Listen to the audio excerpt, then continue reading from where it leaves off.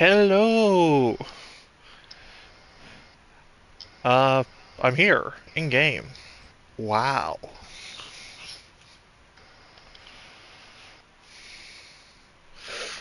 What was that? Stuff. No, that wow. It sounded like you were trying to do a fucking... What's his name? The dude who voices Lightning McQueen? Steve Buscemi? Is that it? No. Maybe? Uh, Uh... Wait, no, shit. Owen Wilson. I think that's it. I think that's who it was.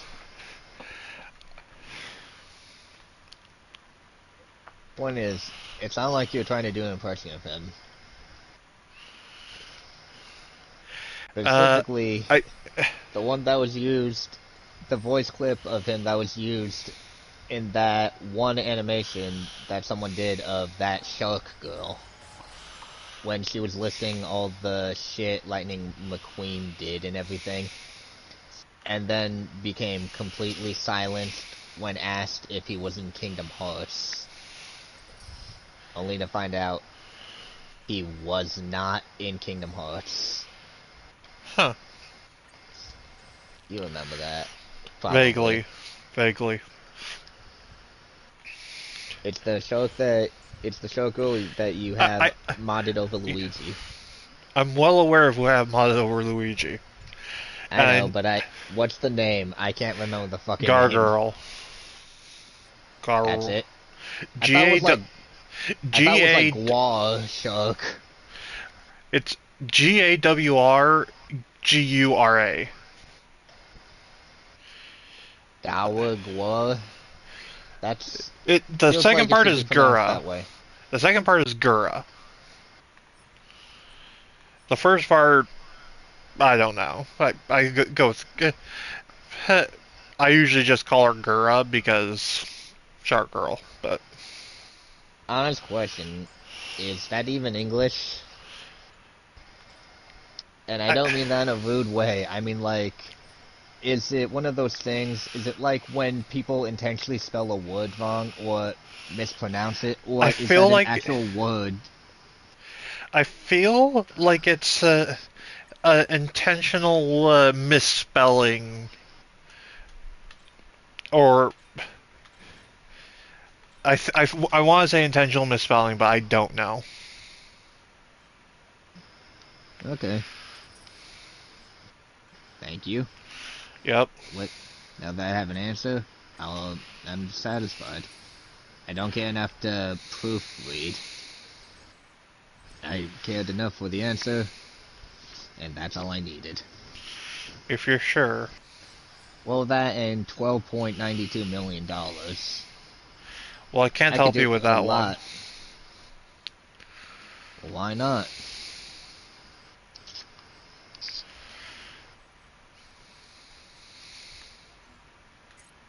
You could find you could find 10 people. I'll find 10 people. Then we can get them to find 10 people.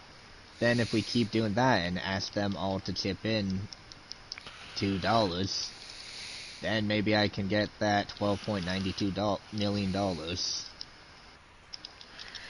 What would you even use it for?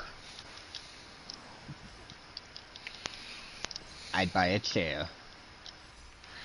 That must be a very expensive chair. I mean, I'd buy more than one. Those must be some very expensive chairs. I mean, I could do more. Just, a chair would be nice. Don't you have a chair now? Yes. What, I can't have more than one chair? Do you need a new chair? I'm not saying I need a new chair. I'm just saying I could buy a chair.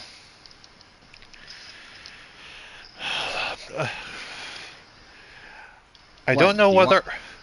I What, don't do know... you... Okay, honest question. Do you want me to just say I would buy some ridiculous shit like a fucking Cybertruck? I don't know. Would that be more satisfying than just Not accepting that I would buy a chair. How about if I said it was a fucking lazy boy chair, one of those needlessly overpriced things? Would that make it a less bitter pill to swallow? I don't know. Then why were you so fucking gung-ho on the chair being more than what I intended it?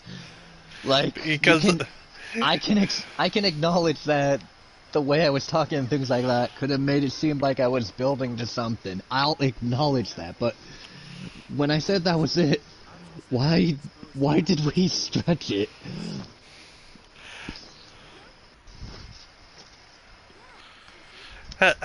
because $12.9 million is a lot of money. 12.92. Whatever.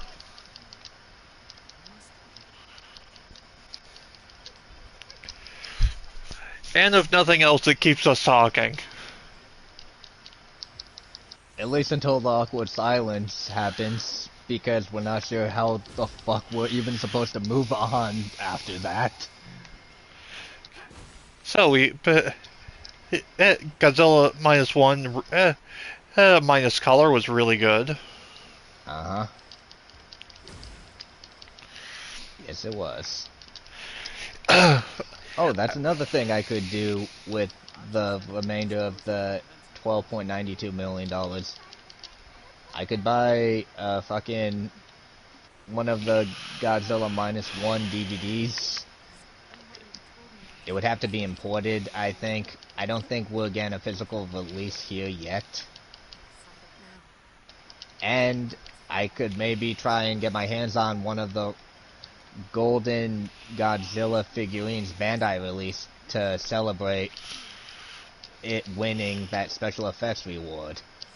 Which wasn't even their idea, by the way. It was the fucking team who, when they showed up for the award, they just had some figures that they painted, Godzilla figures they painted gold, as well as gave little black bow ties. I fucking loved it. It was the only thing that was worth seeing in that entire stupid reward show. Mm.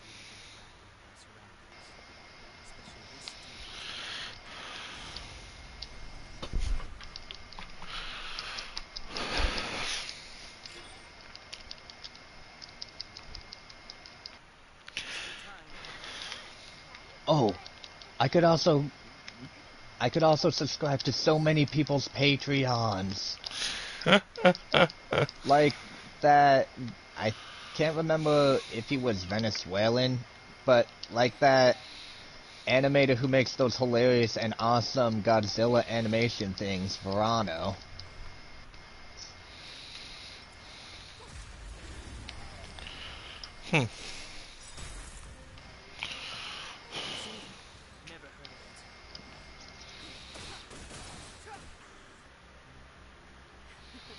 Oh.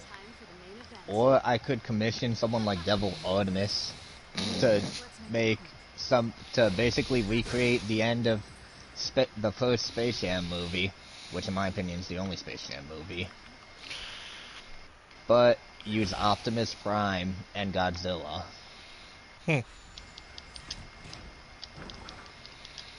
Maybe the Iron Giant. Basically, just pay him a fuck ton of money so that he can make a really cool thing that you couldn't get otherwise. Yes. Fair enough.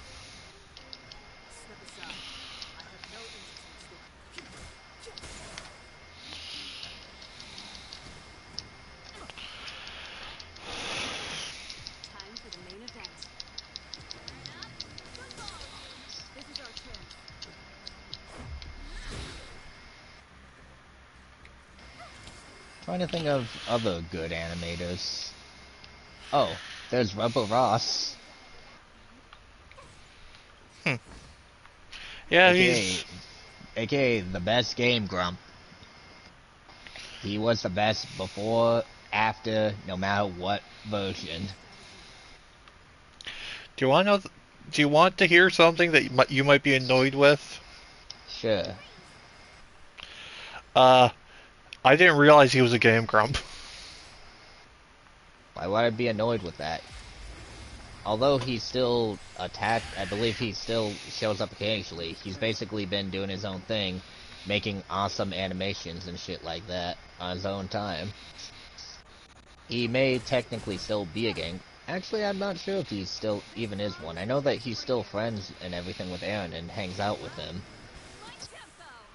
But, yeah, my point is, awesome animator, awesome dude, and he's Australian. That has nothing to do with anything, but something that I've heard him mention in the past is people not really realizing it about him because I'm not sure, because he like doesn't have the accent. Hmm.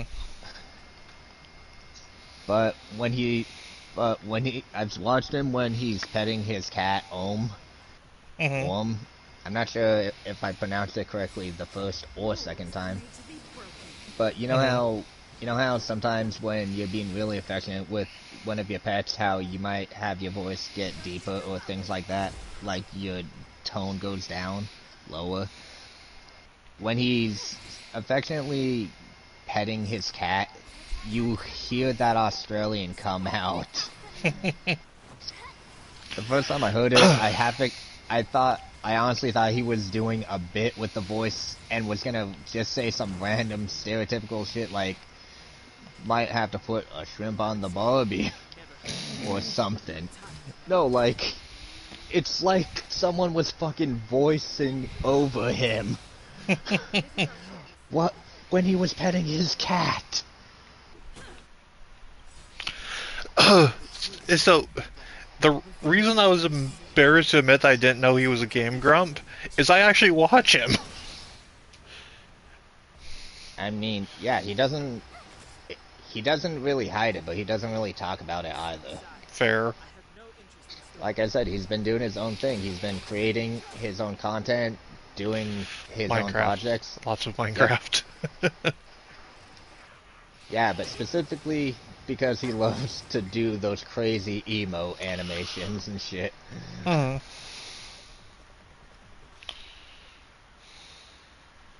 I know back when he used to do Steam Train like regularly, I remember a video where Aaron was with him. Hmm. He mentioned how when he was younger, he was like athletic and he could do karate and shit. You know what? It was Beat Saber, and he showed Aaron like how flexible he was or something. He basically threw his head back like he was going under a fucking limbo. And he did it to avoid like getting hit or something in Beat Saber. Can't remember because that shit's like, oh, might have been like a decade ago or something now. I can't remember. I don't even like watch Game Grumps anymore. Nothing wrong with it, it's just, without trying to make it sound like I'm pompous or anything, just kind of grew out of it. Like, their brand of comedy and things. Mm-hmm. Nothing wrong with it and things like that.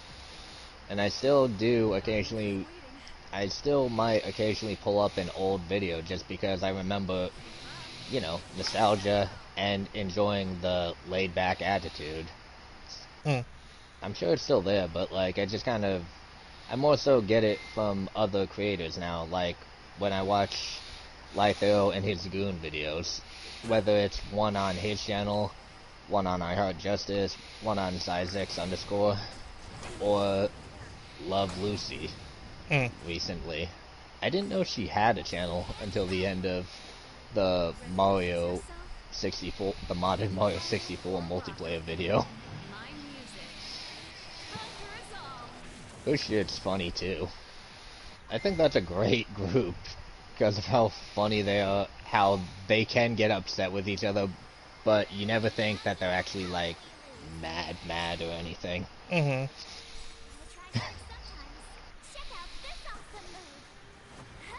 Out of all of them though, I'm gonna be real, Zyzex is definitely the funniest.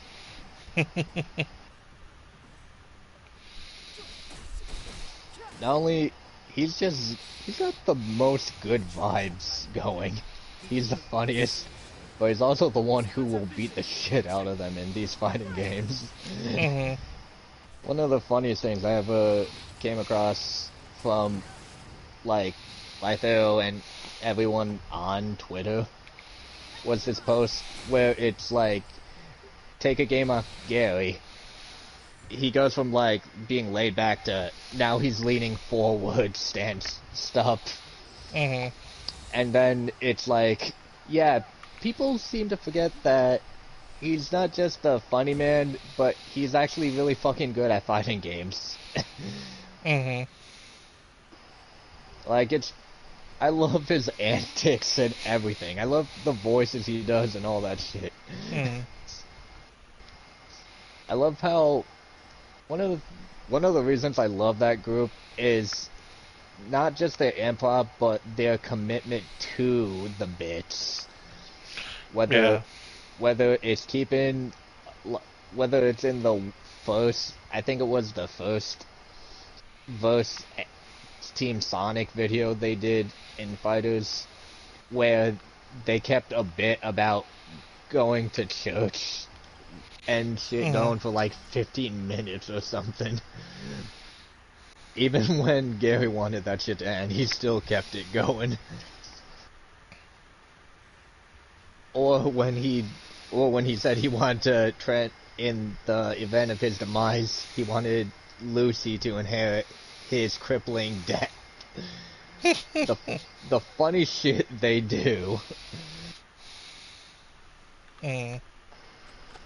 A lot of people complain and say they don't like the goofy voices and things they do. That's fair enough. That can get annoying, but I fucking loved the voices in the Half-Life video. Lytho being Jefferson. The voice is... Damn, if I wasn't playing right now, I'd be tempted to fire up that fucking video. Funny shit. Mhm. I think the other reason I enjoy it so much, though, is all the references and things like that they do. But it's not like a, haha, you remember that. It's just something that's funny on its own, but when you're in on it, it just makes it better, in my opinion. Mhm. Oh, that's enough talk about that group. What other random groups of YouTubers and content creators should I just randomly babble about for excessive amounts of time? Hmm.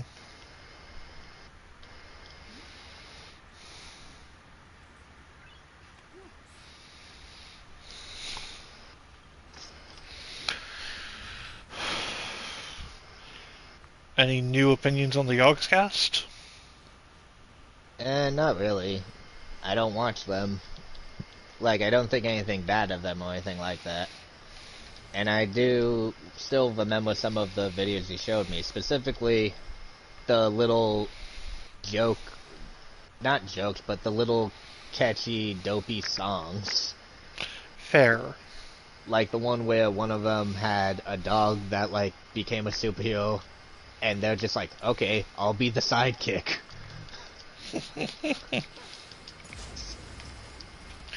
Shit. Well, okay then. I got ambushed, but instead they didn't attack me, so If they didn't attack you, then that's not an ambush. At that point, it's a jump scare. yeah, basically.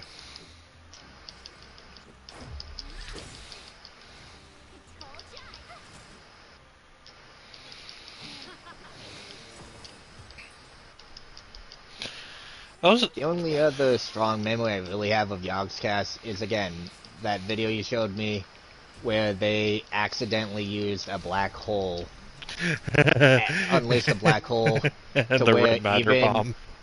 yeah, to where even someone in creative mode was still fucking dying trying to stop that shit.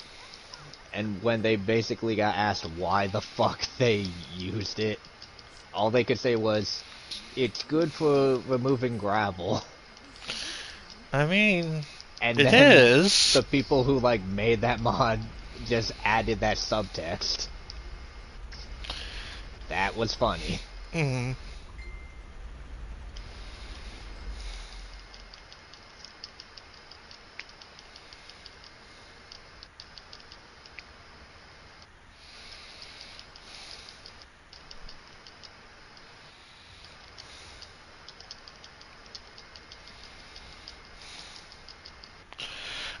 Did I ever show you the video of them playing Call of Cthulhu? Or videos? Perhaps, but I'm not certain. So I'm gonna say no until I can confidently say otherwise.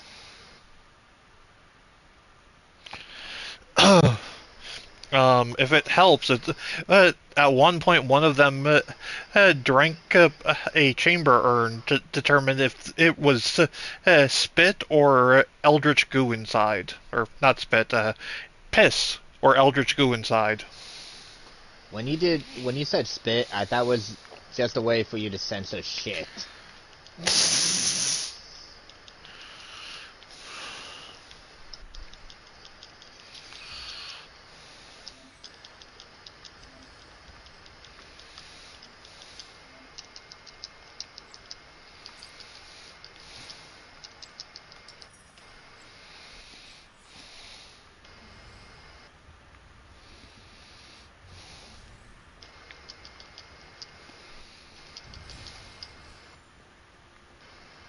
Oh hey, what's the Yogscast opinion of Godzilla?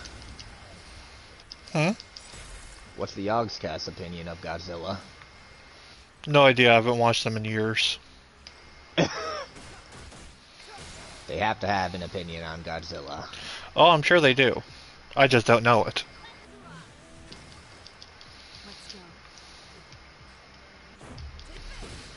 Everyone has a opinion on Godzilla. Even if it's they don't care, that's technically opinion, but more accurately it means that they don't think highly enough of him. Or, not enough, but they don't think highly of him. Mm.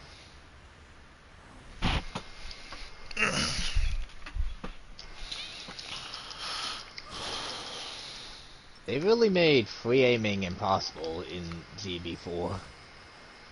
Yeah, that's something that they wish was More like 3. mhm. Because in 3 you could legitimately go the entire mission without locking on. Uh-huh. I don't even just mean like that necessarily. Like, hypothetically, if they want us to use the freaking shooting mode camera, like, it kind of seems like they really wanted us to try and do something with that. They should have made it where we could still use melee, because the moment where free aiming is at its, or, yeah, the moment where the free aiming and targeting system's at its absolute worst is when you come across the enemies that use the cloaking thing. What makes it even more insulting and infuriating is when you're on the lower difficulties as a not extreme or new type. Sometimes they'll just fucking stand still while they're intense, while they're invisible and unable to be locked onto. So Mhm.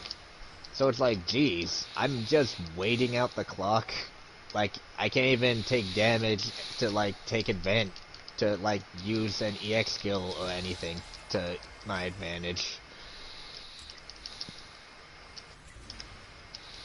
Like, since my melee is maxed out, I don't have to really worry about damaging them. But Mhm. like, if I didn't have that, or if I was playing at an even harder setting and everything, then it's like, okay, what am I supposed to do here? Mhm. Like, concerning the S rank.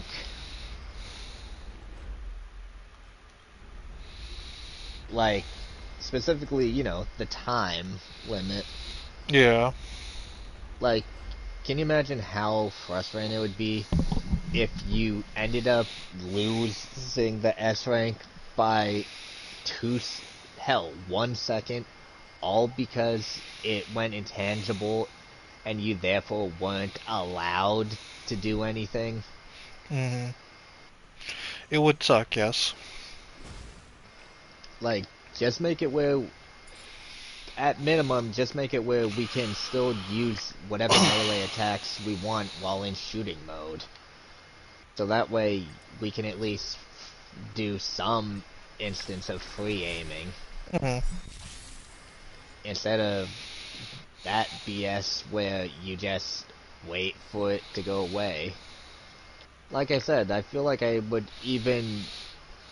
like getting attacked by the invisible one would be better than just knowing it's there, like we can see it, but unable to do a damn thing.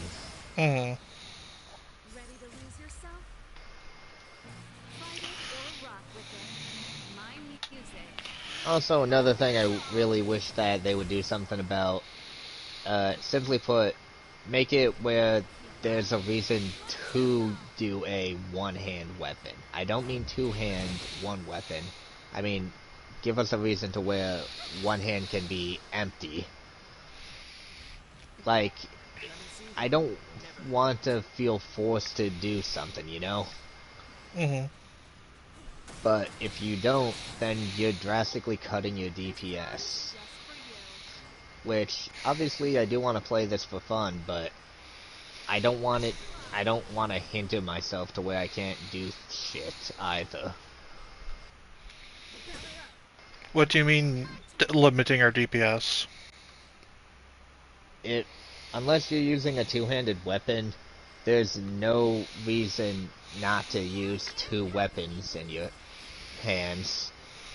Like, no matter what, here's the best way to describe it.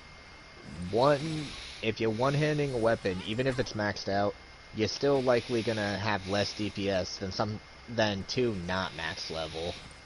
Mm. Because that shit gets, like, tallied together and everything. Like, you don't even get anything really worthwhile. Having the shield bash charge thing would be neat if it at least, I don't know, if you were armored while you did it, or something like that. Instead, or maybe if you could do multiple attacks with the shield. Instead, it's just kind of, you know, it's just you fly forward. Yeah.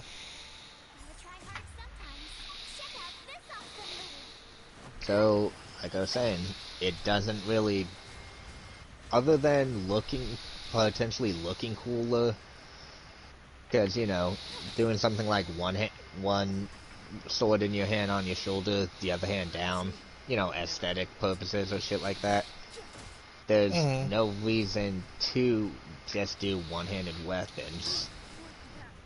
A single one-handed weapon, I mean.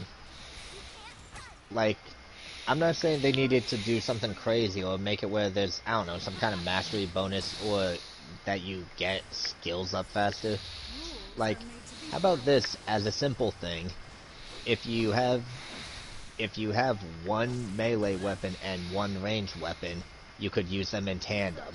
How about that? Yeah. Like, obviously that doesn't really matter anyway, since even if you're doing two-handed of both, you just have to press, you know, the triggers after you press the face button. And because of how the guns and your melee weapon would just disappear anyway. But, I don't know, being able to, like, punch, for example, you know what, no, not punch, since they made that two-handed, which I do think was a good call. Being able to wield a beam saber in one hand and have a gun in my hand at all times, like being able to do combinations with them together, like being able to shoot and slice at the same time, the same target, I think that would be nice and could be a good, you know, reason to have one of each in different hands. Or I don't know, maybe make it where you get access to a unique moveset by doing it that way. Like, by making it where you have a sword in, I don't know, your left hand but not your right. Yeah. Like, I wish they had done something, because as far as, like, the movesets for the hand-to-hand combat, I'll say, is greatly improved. But it feels like most beam sabers are the same exact thing. Yeah. And mix and matching doesn't do anything to, like, help it either. Like, I'm not gonna pretend it was like a fucking FromSoft game in 3, but the fact that you could have the same 3 of the same weapon, but have it, but have potentially 2 or 3 different movesets, that was definitely a huge plus. Time for the main event. Mm. And the less said about the echo when you use a mastered skill, the better. Yeah. I mean, for God's sakes, that spreadsheet list you sent me, of which I did see on my own, but it was an outdated version. You sent me a more up-to-date one. In that pic, I mean.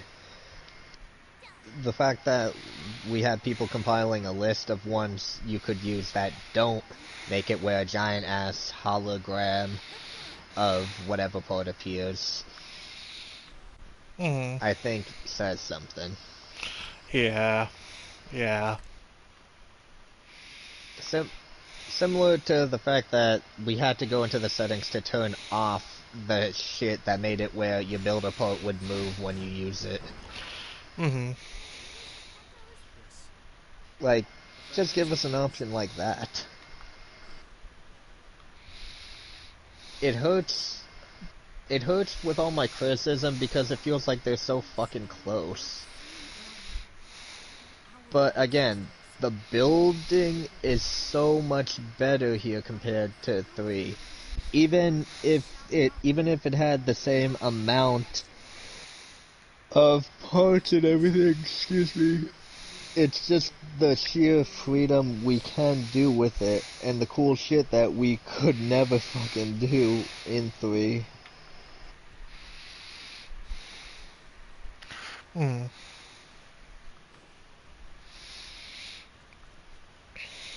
So how's HSR right now?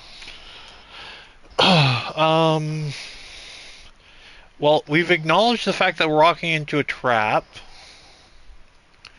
and our friend, who's the leader of the guard, is also acknowledging the fact that it's going to be our bait, and the effectively ruler of the planet is basically saying, "Hey, yeah, I'm listening to the voice of destruction. It's telling me, yeah, it's whispering secrets to me.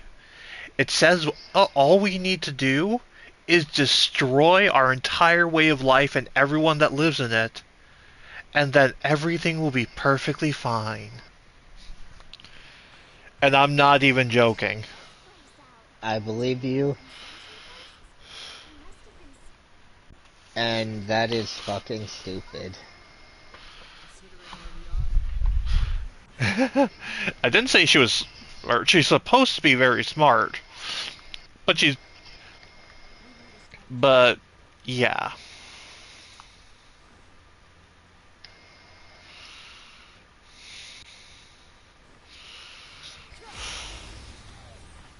Supposed to be smart, isn't.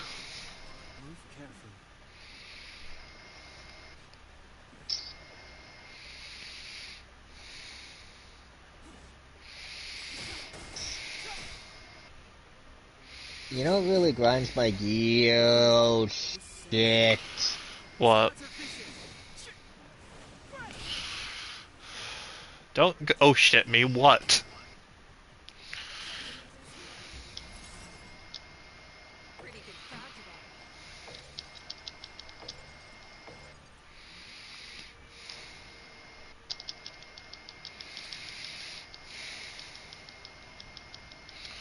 It's... Did you get my message? Oh, you sent an image. Huh. Image. What's the image? Oh, that image. Have fun.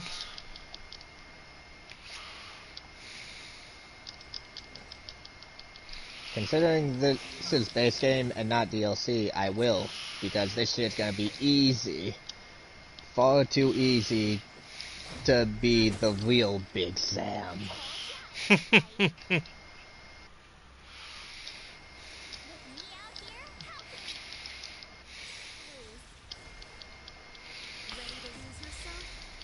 I'm just saying, compared to what I've seen of more recent Death Stars, Big Sam could totally take the Death Star in a 1v1.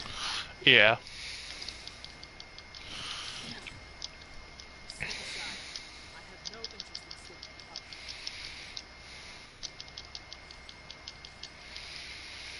He'll blow that spaceship to the moon.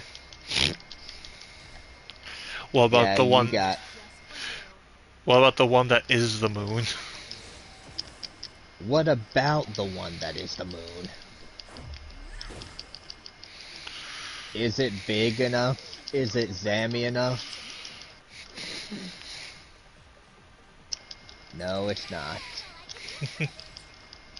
If this thing was a Sand Guardian, Poseidon would quiver before it.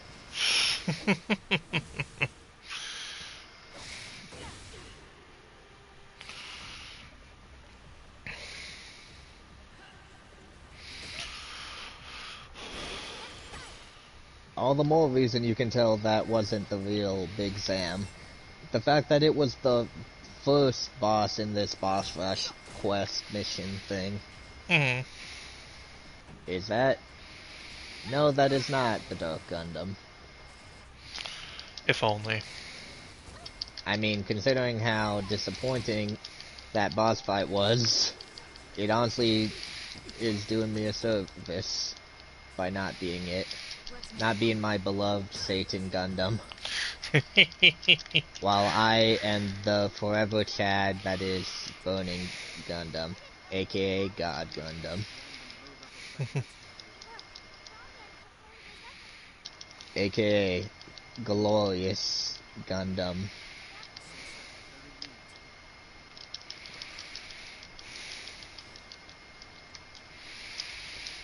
G Gundam was just the fucking goat for me.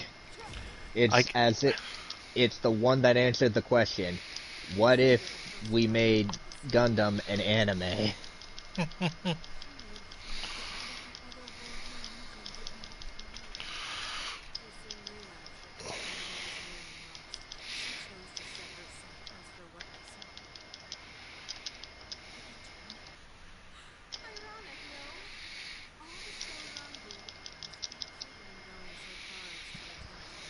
Bye-bye, and Neo Zeong. I couldn't even really read the text on that before I eradicated it. Point is, though, Chaos did not really do a good job making a effective Devil Gundam. No. However, I do appreciate all the G Gundam that they put in this game. And I will say that if you're gonna make something serve as the final boss, you can't really go wrong with... The devil. Yes.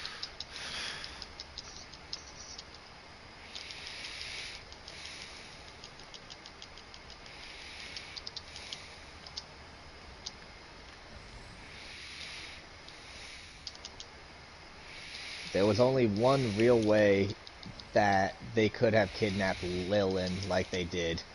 With the help of Kyoji! I want to be angry, but I'm not. Exactly. Time for the main event. Let's go.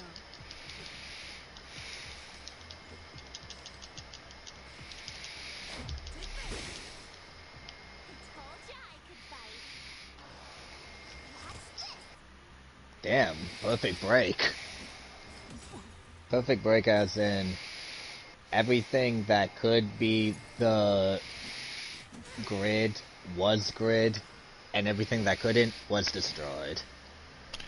Fair enough. Shut up, Tao!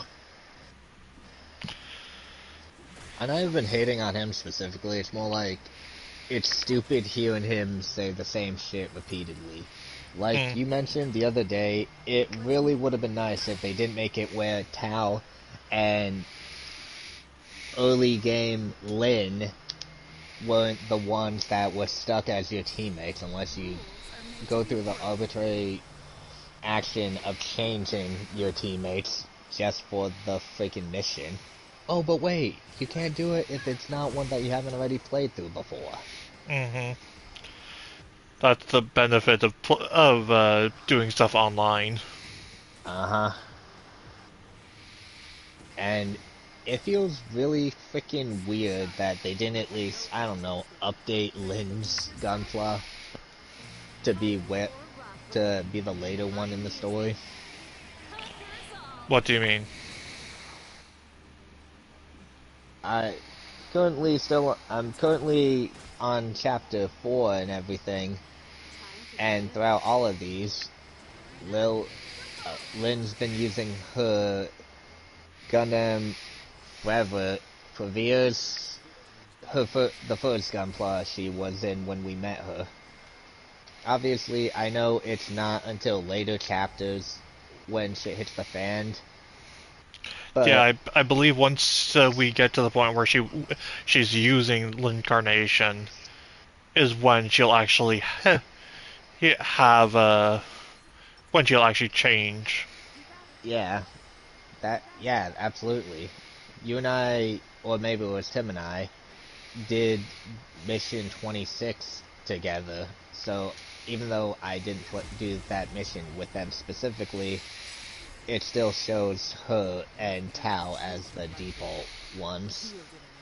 But like, what I mean is, it's not like the quests have any plot relevance anyway. So it would have. I feel like just having it be where Lin's using whatever her current gunplay would have been better.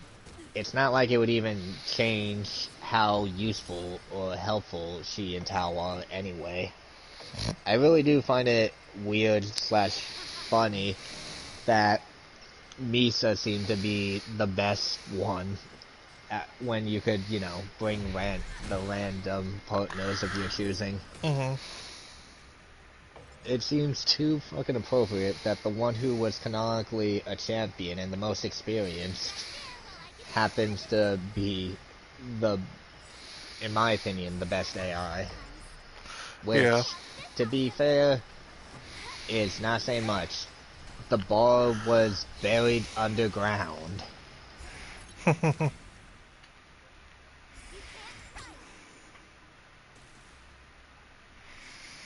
Like I said, though, I don't even necessarily hate Tao or despise him like at the beginning, but after he had his moment, he really kind of, despite technically being, I don't even know how to say it, sidekick.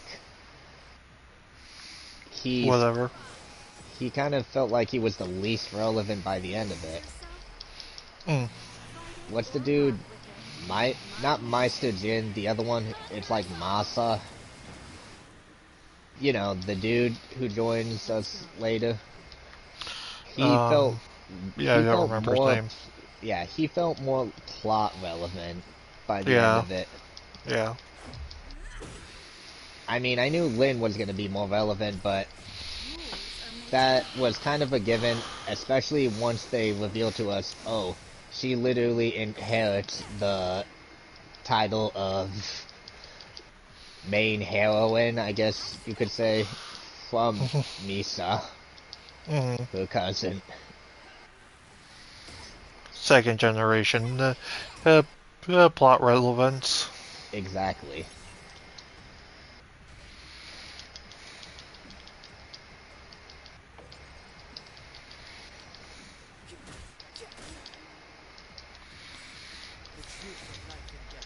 Revealed this sinister. This cutter vision.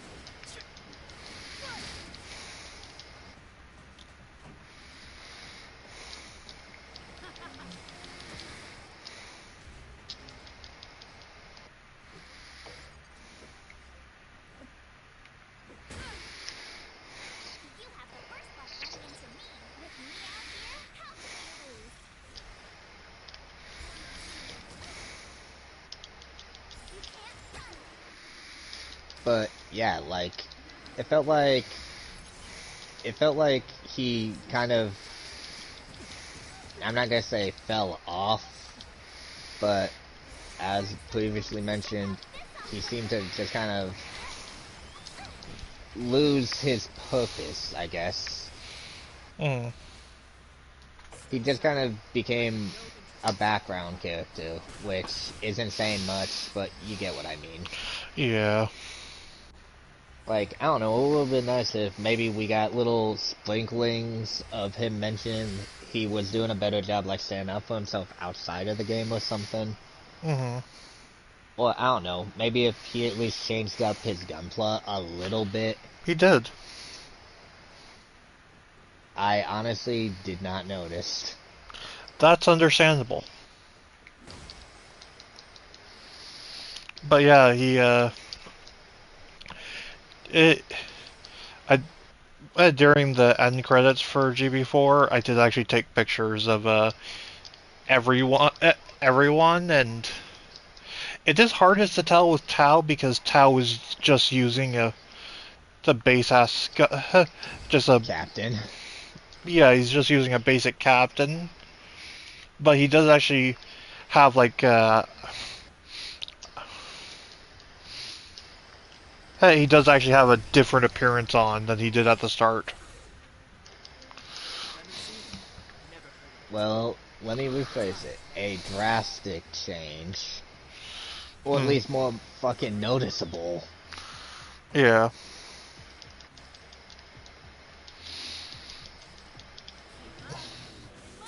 I feel like if it was gonna be such an insignificant change, no change would have been better. Because then it's like, you could say, alright, I wish they did something. Instead, you hear they did something, it was just completely completely empty. And you're like, damn, they could have at least done more than that. I feel like the absence of anything would have been less disappointing than finding out how next to nothing the change they made was. I'm not sure I would actually call it next to nothing. It's just harder to notice because he is only using an SD Gundam. It's harder to notice big changes on such a small mech. I assure you, I can tell the difference between standard Musha, the Liu Bei Musha, and all that shit.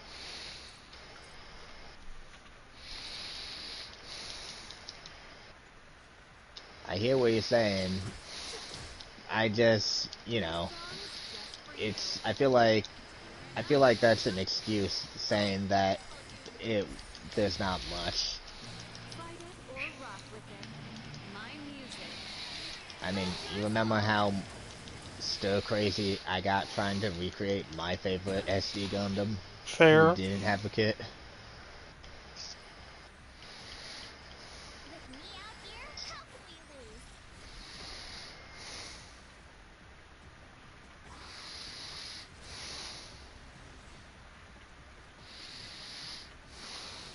But, yeah, point being, Tao just kind of became, basically became humans in Boo Saga.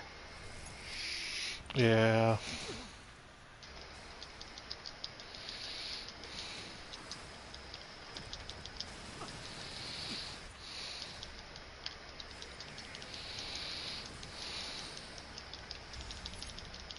Pretty good crowd today.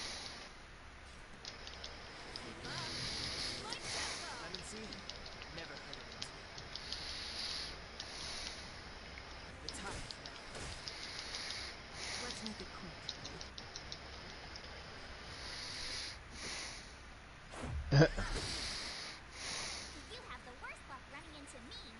I chopped through like 3 things at once when I did my burst attack. Hmm. And finally, the other problem with Tao being that everything he says just kind of feels generic, except for him specifically going, "Are you a new type?" Again, I'm not even actively trying to hate on the dude. Mm-hmm. I think he's okay as a character. I don't think he's much, but I do think he could be much worse. Mm-hmm. And honestly, what I said applies to everyone except for Misa, but that's because we literally have fucking history with her. We know her and everything. Mm-hmm. And even then, it's more so a matter of, since we know about her, hearing what she went through means that we can say she's gone through changes and things. Yeah.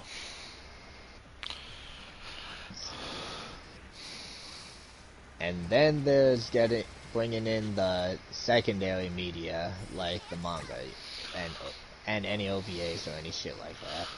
Mm-hmm.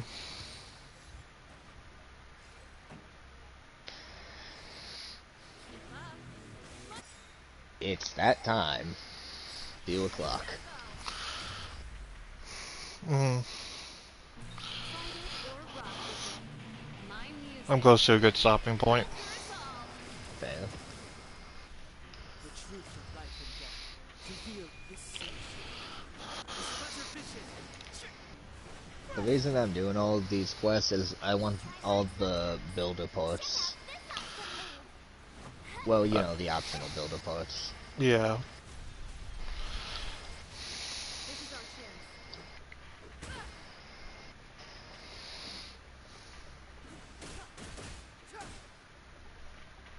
Oh hey, the boomerang. Right there while I give you a present. Flashback.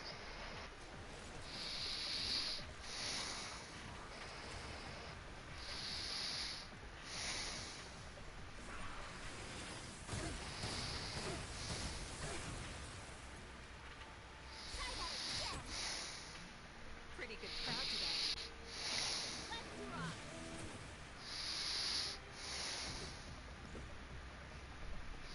You can't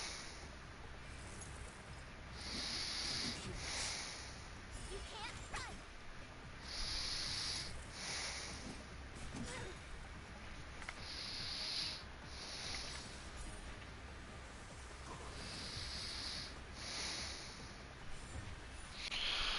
Oh, that was a hard fight. I believe you. I appreciate your belief.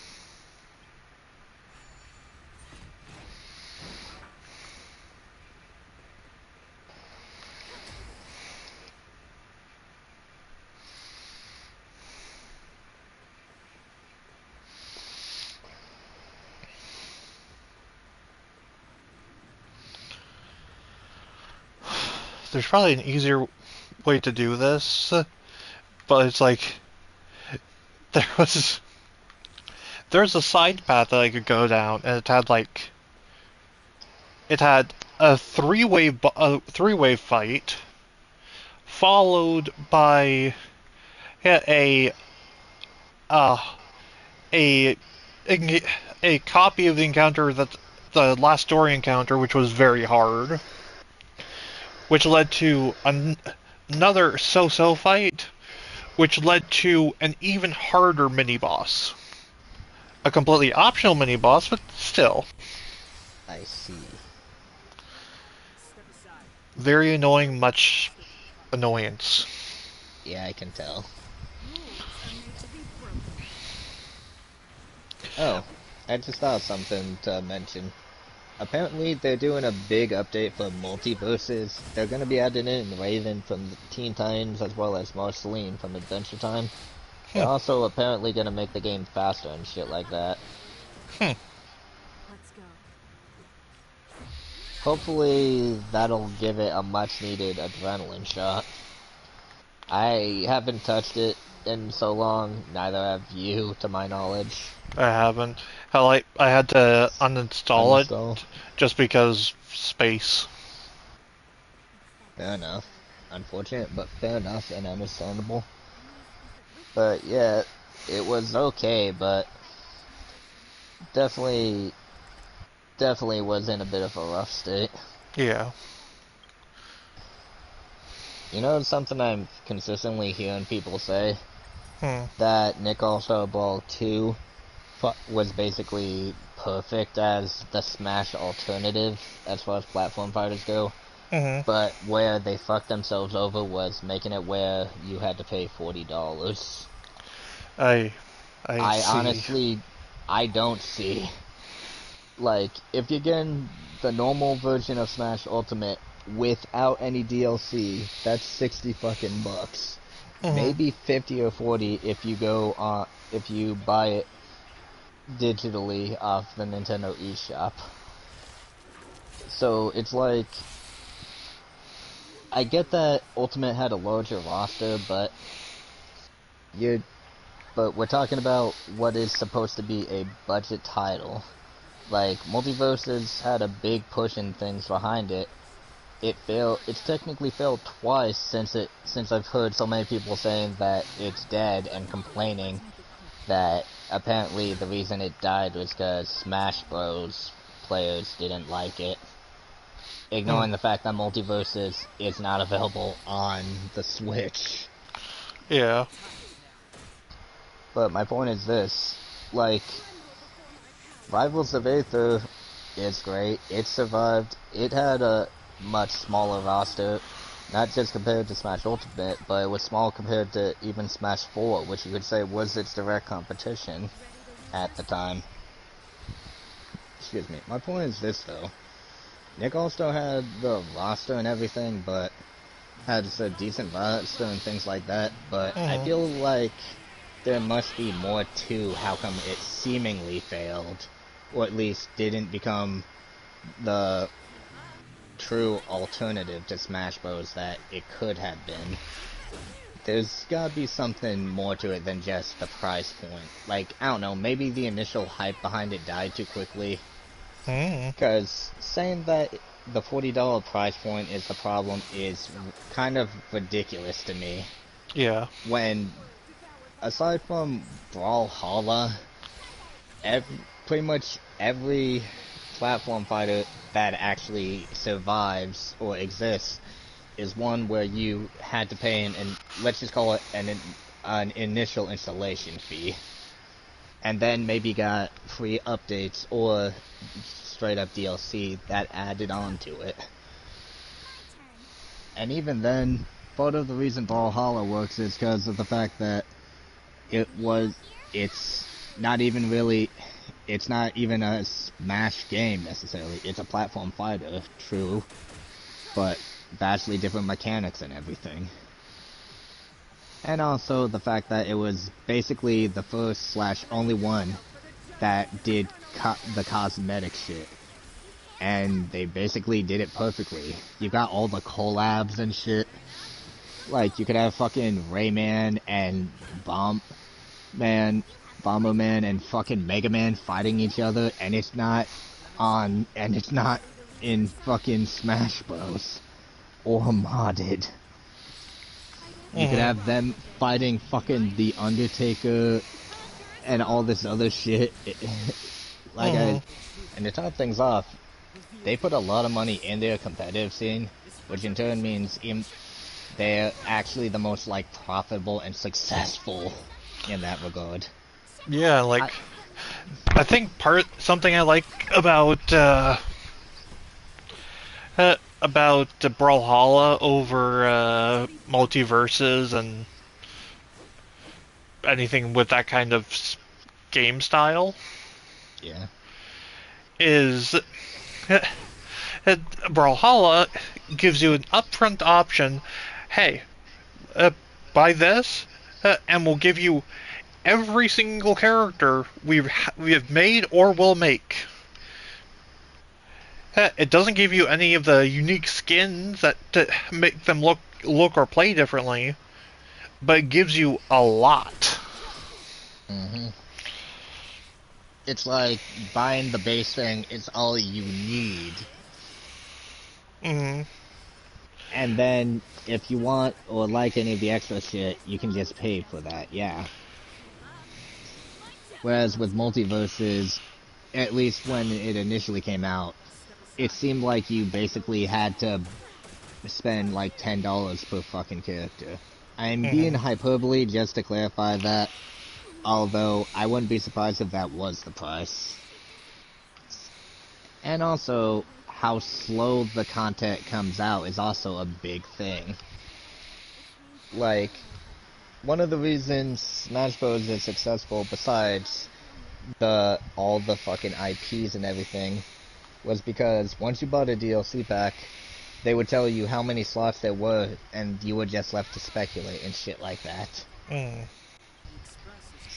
Multiverses, they just tell us there's gonna be so many characters, and then you just wait for them to randomly drop it. Sometimes they might do a trailer for it, but you get the point. Like, there's never that sense of impending hype. Yeah. Like I spent so long playing multiverses on my own, Hmm. and in the end, I still had a whole heck ton to do. Yeah.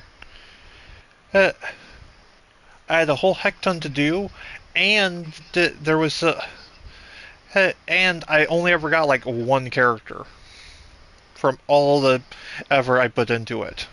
Exactly. So that's part of like the problem. Like, Hmm. if you're putting in so many hours to play a game, that should just be you improving and getting better, not you. You should not basically put in a workday just so you can buy a character with in-game currency Yeah. without spending real-world money. Hmm. Like, that's just kind of. I think it's. If I remember correctly, that's like failing the sunk cost fallacy. Mm. Either way, there's a reason I stopped playing. Uh huh. To put it very simply. And to make matters worse, how it was kind of impossible to really grind out the credits to a degree. Hmm. I'm sure that there were other ways like playing online, but there are times where that connection was randomly just terrible. Like, don't get me wrong, it's on a normal day, Multiverse's internet is so much better than, I mean, online is so much better than Ultimate. Hmm. Like, one-sidedly.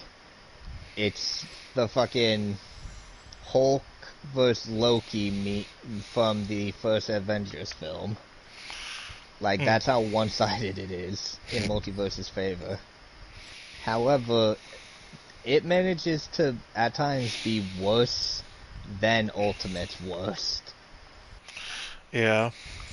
Like, there was this one game where I was playing in a 2v2, and my character, or I say or because I heard this was happening. I heard from Michael that on my end, I mean on his end, I was doing this. We Hmm. had where one person was just stuck going right and walking to their death. Wow. Yeah. We didn't know what the fuck was happening or nothing. The game also kept crashing. Hmm. But yeah, back to my initial, the whole point I was initially making.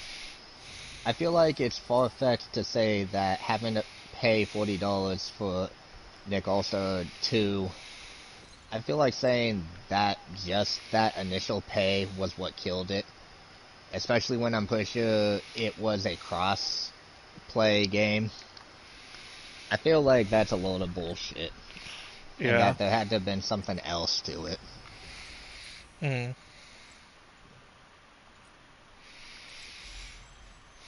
I mean, hell, uh, that Brawlhalla thing I was talking about was $40. I don't mind admitting that it was $40 for what, permanent access to like 50 characters or something. Permanent access to the base, to the roster. The entire roster. No, No cosmetics. no, yeah, yeah. But the point is, you can play as all of them. Mm.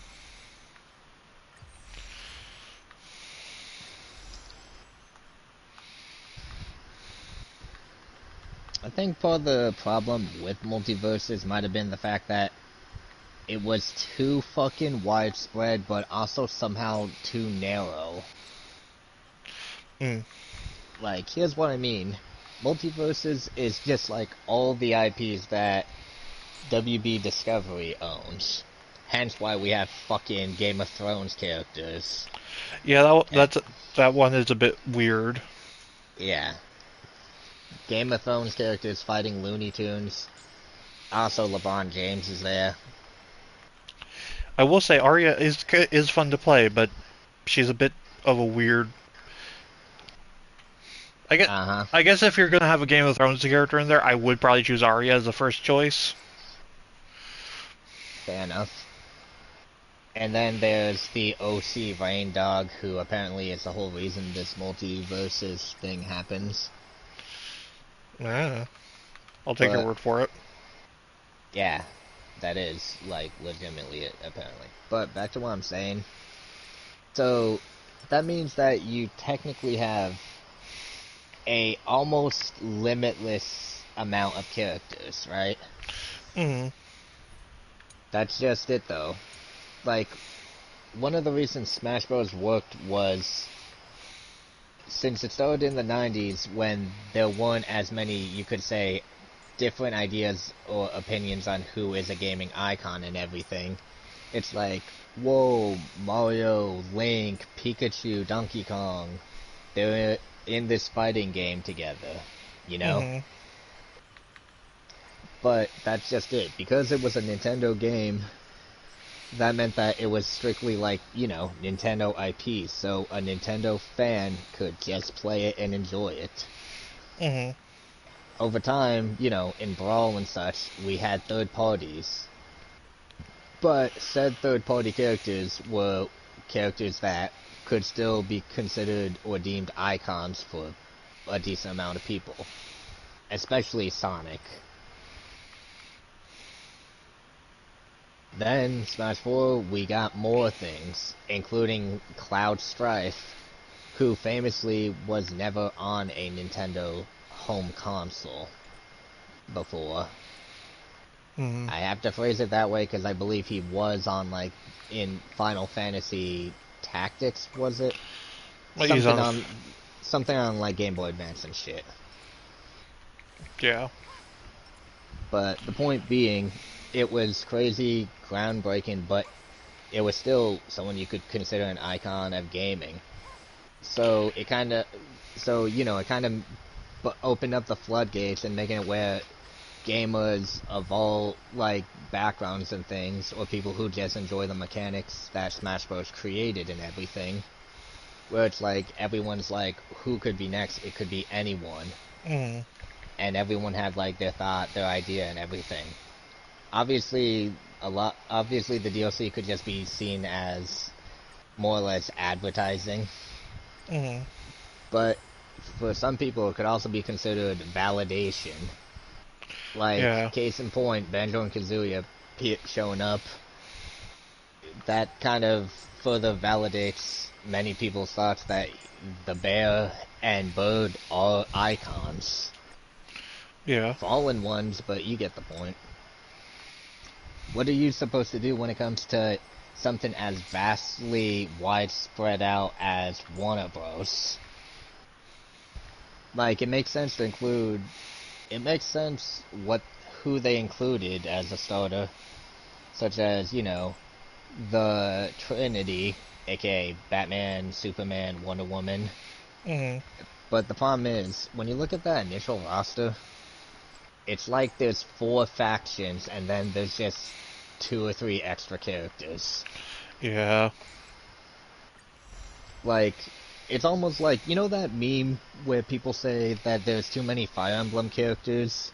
Or like, the roster is made up, half of the roster is Fire Emblem, which, you know, isn't really true. It's just people taking the piss and complaining about how many of them there are. Mhm. What happens what if the game was just getting started, there was maybe 20 people, and 7 or 8 of that roster of 20 were Fire Emblem? Yeah, that would be. Yeah. That's kind of what happened with Multiverses, in my opinion. Mm. Like, like I said, you had the fucking Holy Trinity, you had Harley Quinn. I'm trying to think of if Black Adam was base, or if he was at least like one update later or so. All I know is that the cost of Black Adam is the same as the cost of getting any of the other starter characters. Except for Joker. Yeah. Joker was the first character to cost 6K rather than 3. Mm-hmm. But But yeah, not the last. correct. But yeah, so that's 4 characters right there. 4 DC characters. Hmm. You know what, fuck it. Let's include Black Adam just to make this, like, further emphasize the problem here. Hmm.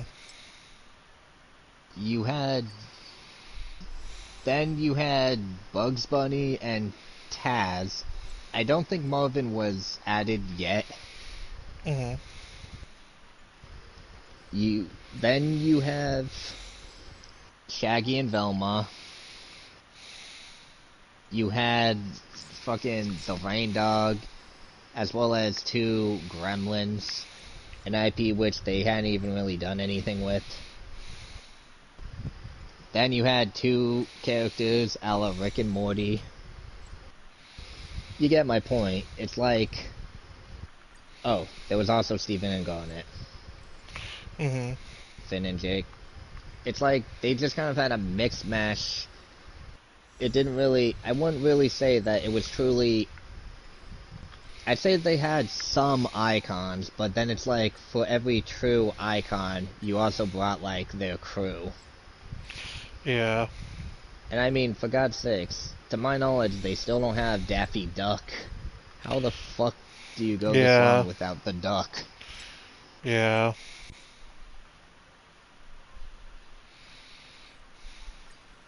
Like, I'm not saying that the characters that they went with were bad or lacking. They all had unique movesets and all played drastically differently. Hmm. And they were fun. But it's like... I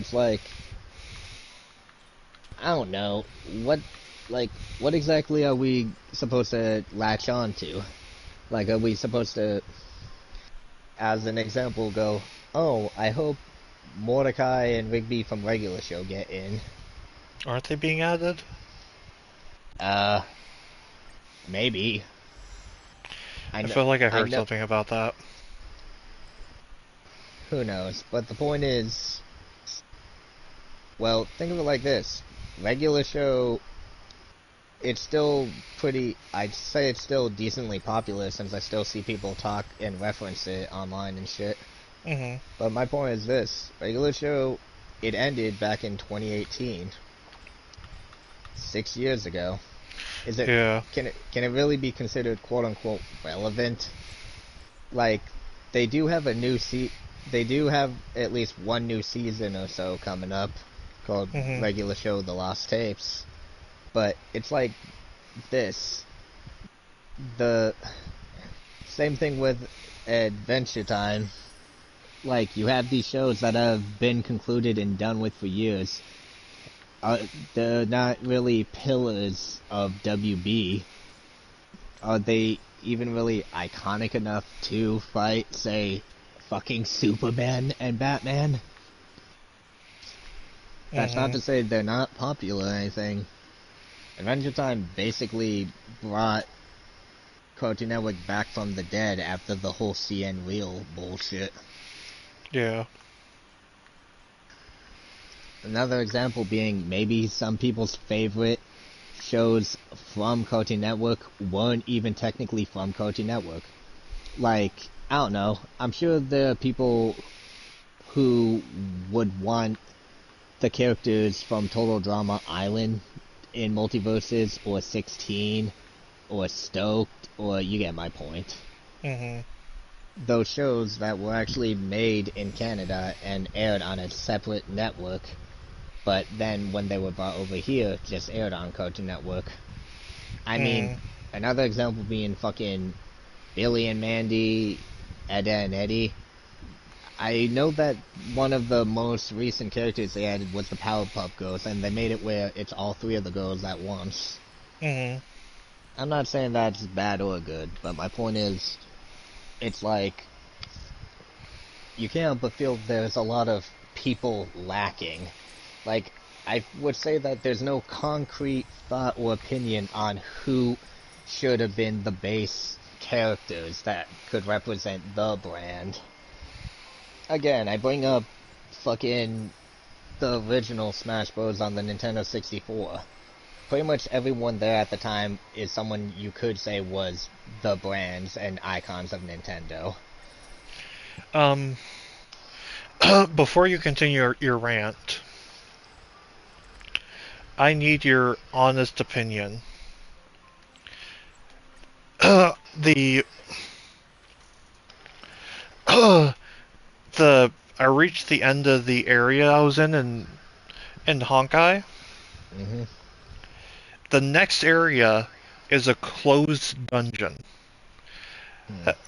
There's only 3 enemies listed, and to the best of my knowledge, this is basically going to be a straight line to the final boss fight of this whole freaking area, this whole arc. Uh-huh. Do I do it?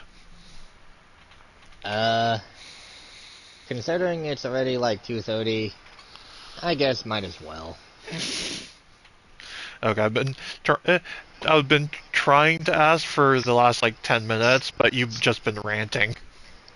So I went and did other stuff while I was waiting for you to pause. Fair enough. Okay, back to your rant.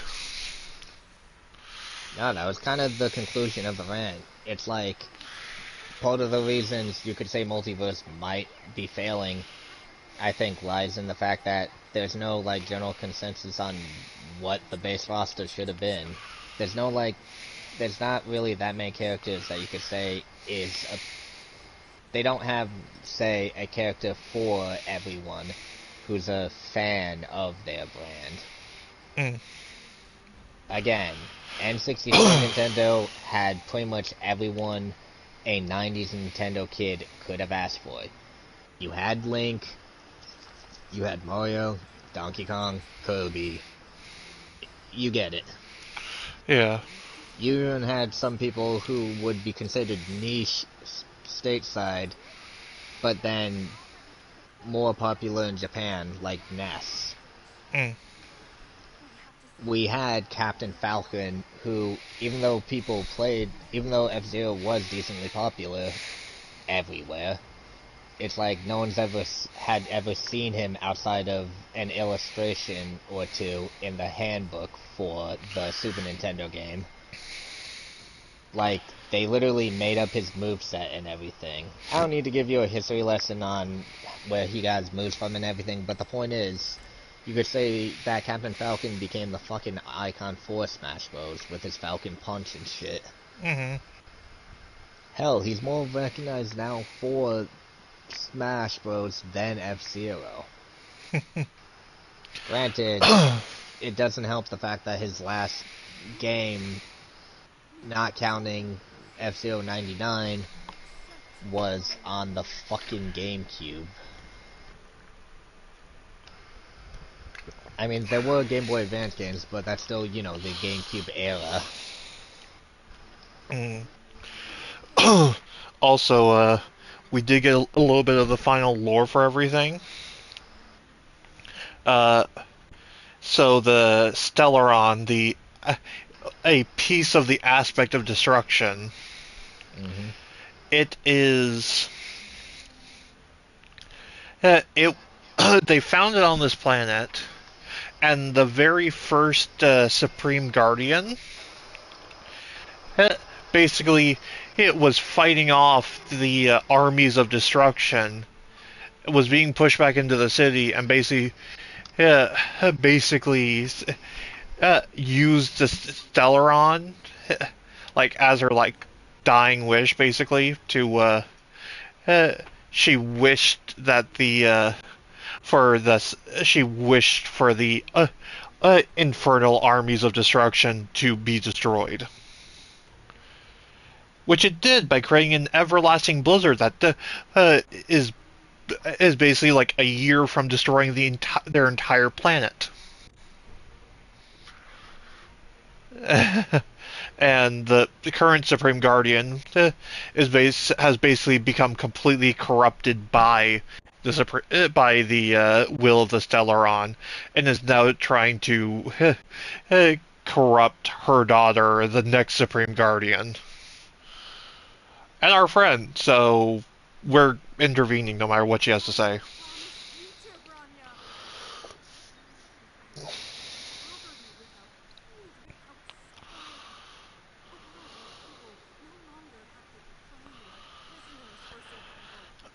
Also, if For honest living. so, there's 16 gods, aeons, whatever in the lore of this game, and they represent things like preservation, survival, nihility, destruction.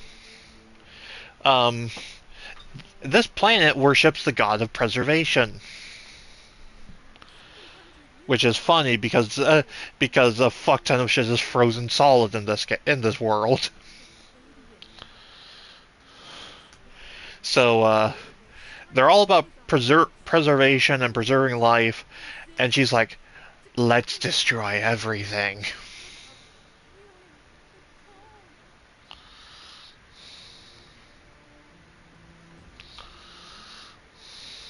Of healing the cold.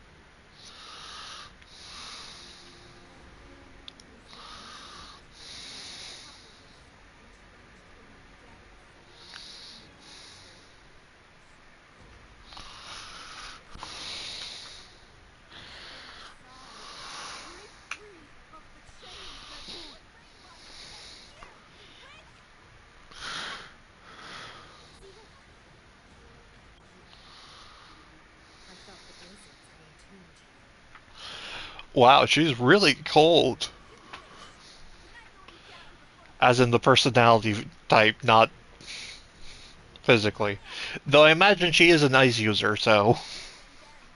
and then, even if you explained it to me, I probably wouldn't understand all the frozen details. There are two things I do know.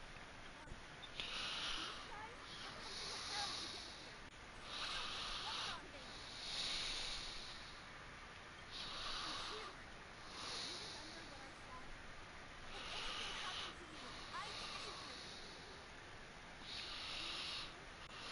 Even if the damage is done, even if you've completely forgotten our promise, then I'm still gonna love you out and bring you back myself.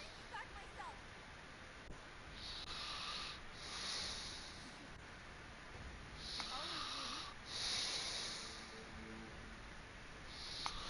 of me.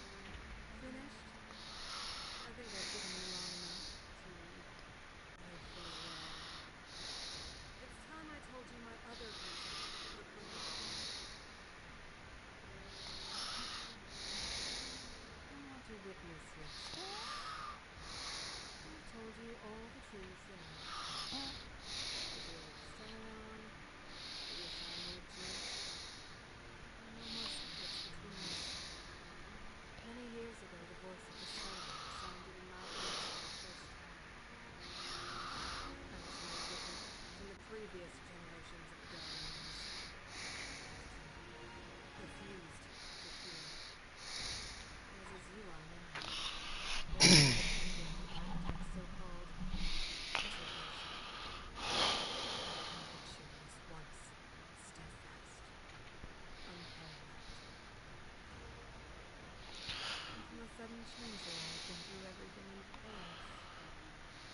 Wow, she is really going on the supervillain rant.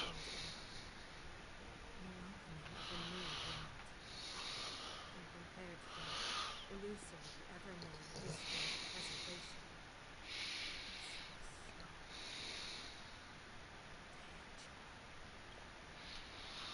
I have agonized, long agonized over how to convey all this to you. Inevitably, the promised tomorrow will transpire. But if you will not go beside me to watch over it while yet, I will live the certainty to torment, wait, endure torment. Perhaps I should be thanking you, outsiders. The pressure you have imposed.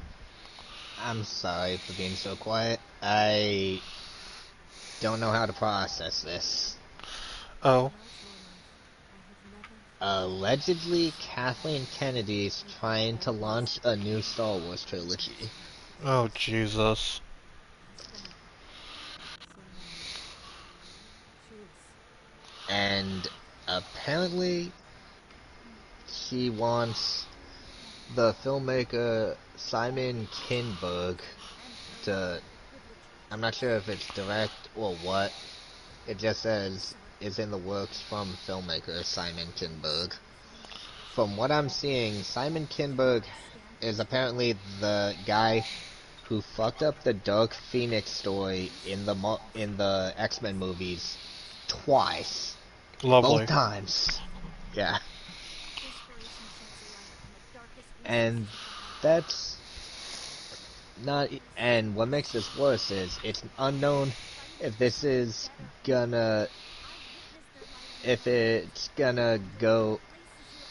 Basically, it's unknown if this is gonna happen at all, or if this is gonna happen, or if it's gonna suffer the same fate as the trilogy that was supposed to be done by Ryan I Ruined Star Wars Johnson. Mm. He's the guy who made. He's the guy who made fucking The Last Jedi. You Mm. know, the film that seemingly divided and killed the fan base. Yeah. I phrase it that way because he's the one who fucked it all up, and I mean for both sides. Whether you're for or against, you're pro or anti Kathleen Kennedy, he fucked it up because one, he openly admitted that he made it and did things specifically to piss off Star Wars fans. Mm. Why you would give one of the most treasured IPs in cinema history to someone like that, I don't know. It's honestly a horrible decision. It's the one that basically created the Civil War with Star Wars fans. It's also it also caused the director who made Force Awakens. I'm trying to remember the dude's name. Uh, Its future will unfold in our hands. I can't remember the dude's name. I just know that he's also the guy who was behind the Star Trek reboots. Whatever that dude's name is, he basically it was like this. He made Force Awakens. He had plans for Snoke and other shit. What in the goddamn? Then Ryan Johnson completely fucked everything up. Not just to piss off. He didn't just do shit to piss off Star Wars fans.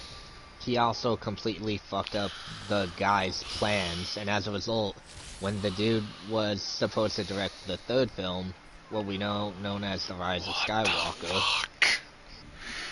he fucking basically had to redo and he basically had to make this movie around everything that Johnson had fucked up for him. Time for the main event. Mm.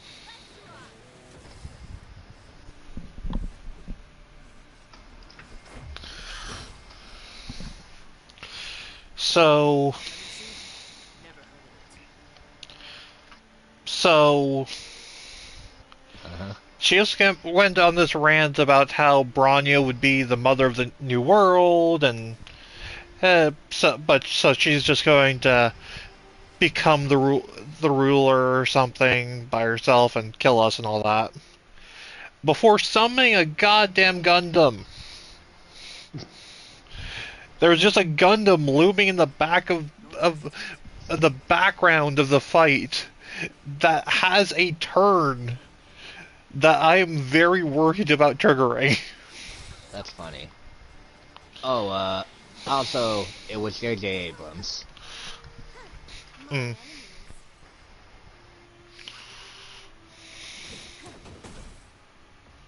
It was bugging me, so I had to look it up. This is our chance. Hard to believe it's been almost a full decade since the first Disney Star Wars film. Oh shit, there's a full-on cutscene for the mech to attack. Of course. Also, she has a lance gun thing. Like, it's just a massive ass lance that she's holding like it could shoot a laser. And I'm not entirely unsure that it can't.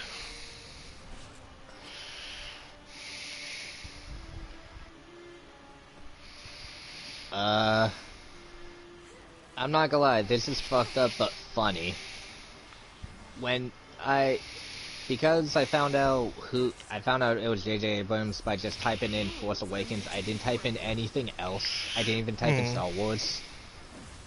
The first result that showed up was, why was The Force Awakens so successful? That's funny and fucked up. Mm-hmm. Like, I hated the fucking Last Jedi to the point where I basically left Star Wars after that piece of shit. With the Yeah. exception of Rogue One, but that was because you invited me. That is easily the best Star Wars movie Disney put out. Yeah. Easily. I'll still defend Force Awakens as it was a good start for a new trilogy. It was a good start. Well, it did not bring anything new, but it showed that they could at least do, you could say, a standard Star Wars movie.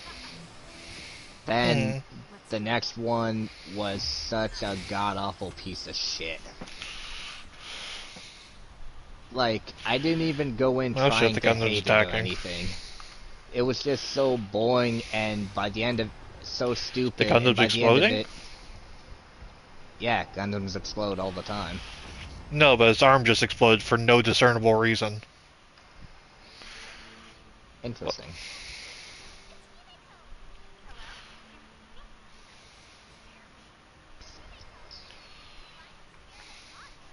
But yeah, I stand by what I said about Force Awakens. Still think was a decent movie. Oh hey, the Solar Express just shot an orbital laser at the mech to stop it from crushing us. That's hilarious.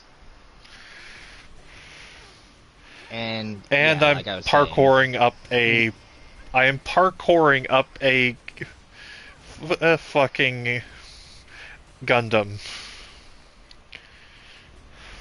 you better slice it in half with a katana while Fools of Nature plays. See, why did I not know Seele has a goddamn scythe? I'm annoyed that I don't have her now. Entirely I'm annoyed because that you didn't know about a scythe user.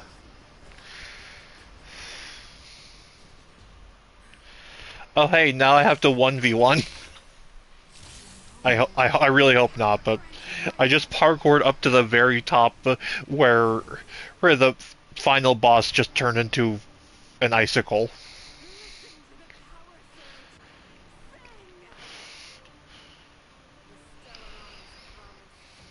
I'm sending you a picture of this. She was a normal, a normal-ish looking floating human, and now she's looking like this. I'm fine with that, but it's gonna have to wait a moment, because part of the reason I've been rambling and everything is because my controller fucking died. So I've had to leave it on the, you know, the wall charger. Also, yeah, so I'm alone at the top of this Gundam, just fighting on its shoulder. Hmm. Rules are made to be broken. What's worse, this character does physical damage and has a baseball bat. This enemy is weak to fire, lightning, and quantum. And you can only lower an enemy's break bar with its weakness. So, I literally can't do anything to her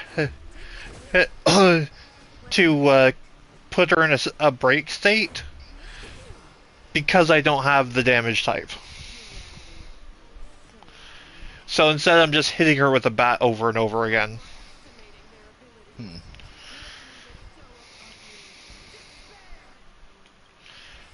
On the bright side, I know what's about to happen, so... Oh cool, I just got stabbed in the heart with a lance.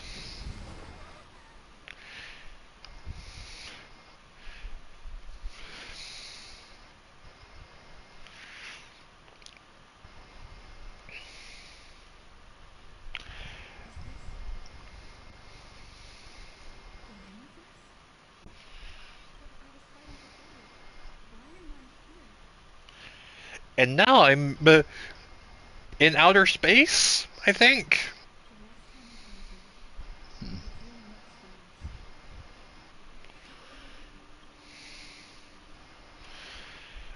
Just wandering.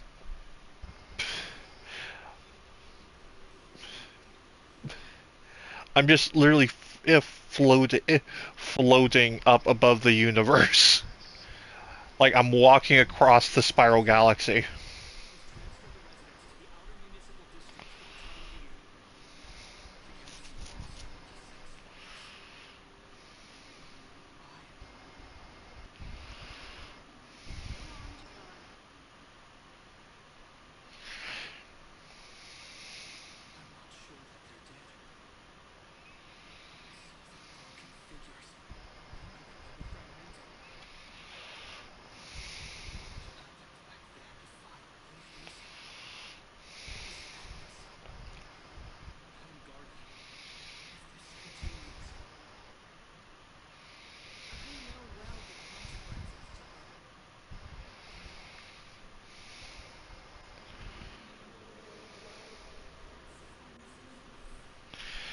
Oh wow, she's been effed in the head for a long time.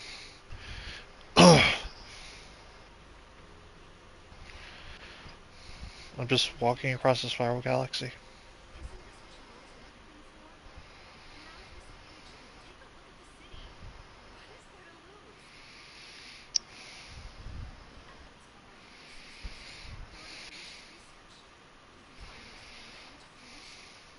this what you've always been hoping for? Now's your second chance. Take a look at the city. What is there to lose? The evidence for my hypothesis. I've already finished research. Even finally seeing it come to fruition. Give me some soldiers and I'll locate the Stellaron and find out how to save our world. You need to come to your senses, Jafar. Come to my senses? What are you... Guards! Miss Zavala's tired. Take her to rest. Sequester her land and use temporary sensors.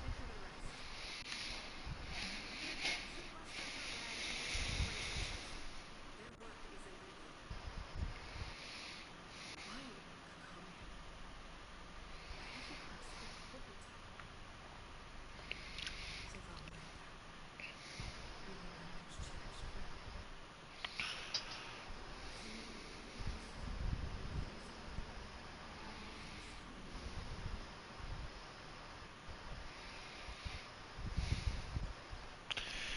We're just seeing important moments where uh, the Supreme Guardian was manipulated. Hmm. Foolish. Weak.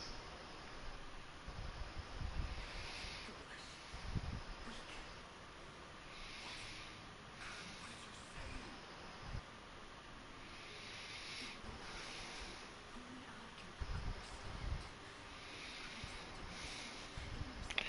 I'm not even sure where the hell she is, but she's.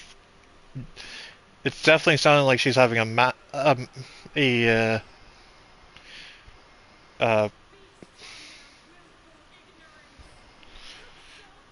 she's gone insane. She's killing her own goddamn guards. Hmm.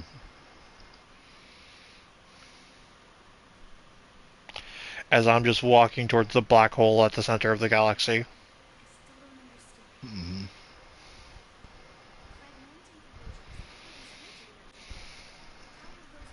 Fragmentium Blizzard's always hinted at the war. How will those holograph infant insensibly withstand every guard? The automatons will ensure their safety. The most important defensive barrier is here on the surface. It remains there. The underground defense on the inside. All defenses here must be maintained at all costs. These are the choices we make, Honkai. As a leader, you must act with courage and wisdom. You, me, and every Silver Moon guard in the city, all of us must carry out a higher mission. There will come a day when you must make your own choice. Do you understand? Our mission? It is too early, Guardian. Still too early. You will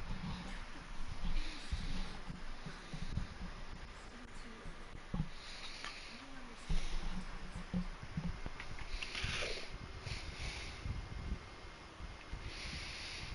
right. Okay, there's just a floating child here. Nice. Hi there, child. You're a god, aren't you? Continues. Now the great resignation is here.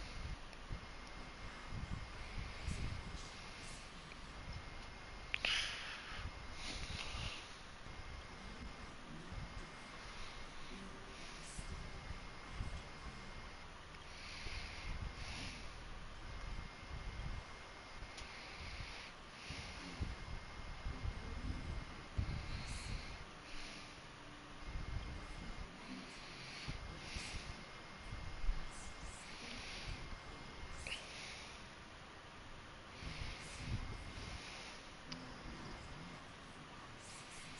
The day may come when even the strongest of wills cannot help but give in to such influence. It is only a matter of time before the old will forsakes us. You are but a stranger to us, and yet you seem to be very destined to pass. So be it. But listen to those unseen that never can rest. Touch the light within, trailblazer. Soothe your will. Pretend your peace.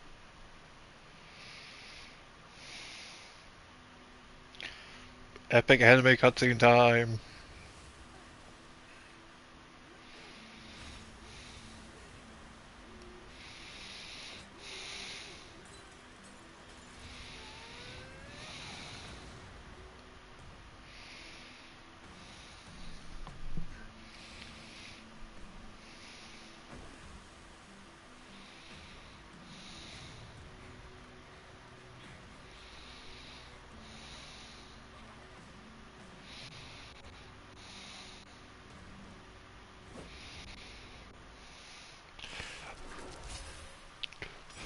It's my mech now, bitch.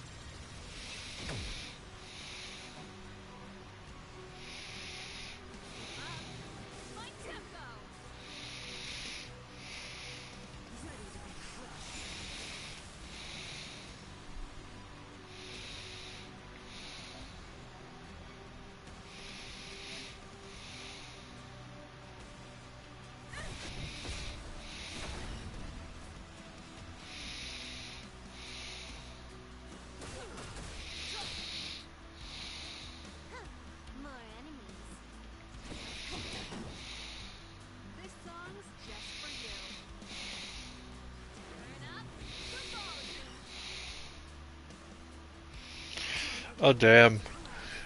Her I just read what her uh-oh.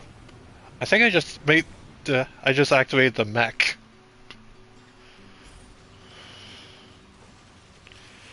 Hey lady, I punch you. The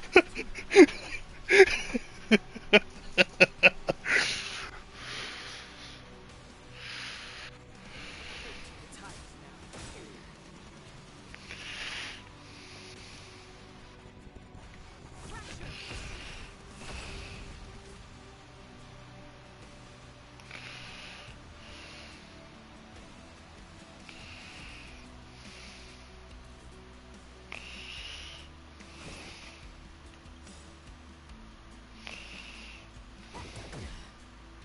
The truth of life and death revealed.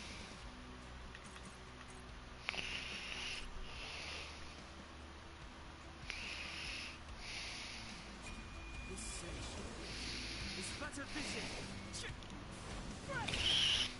Oh, what I was saying is her official title is Cocolia, Mother of Deception, which I think says everything you need to know about her character.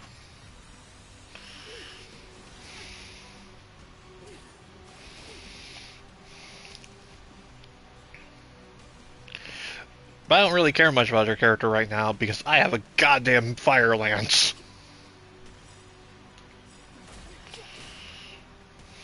Ready to lose yourself? Fight it or rock with it. My music. Conquer us all. Lance ablaze. Flaming lance. Forward. Lance at the ready. That is such a cool attack. Time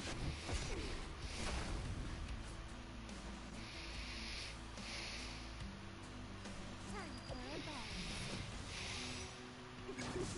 Pretty good crowd today. Keep up. My tempo.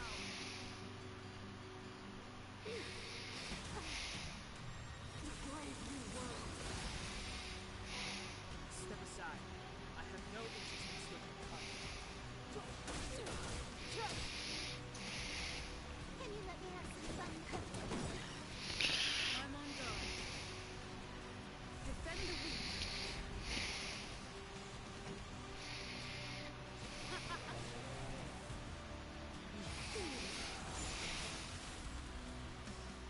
You will not take away our hope.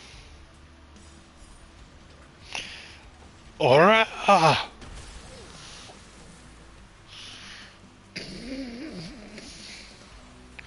Of course she has multiple health bars. What did I expect?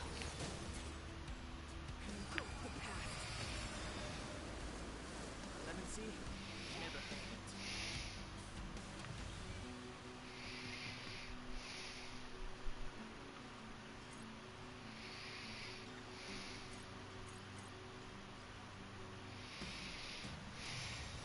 This combat needs optimizing. At this speed, too slow.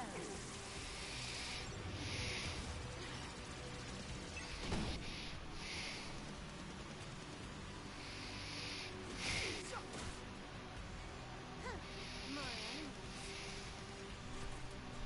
Time for a buzz.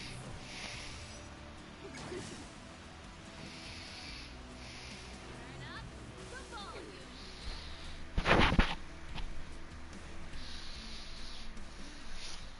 The power of the Stellaron is with me. You are but cinders of the old world. Soon to be Why is the rock music playing now?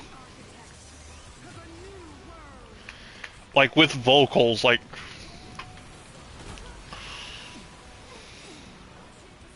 Step aside. I have no interest in swimming cut.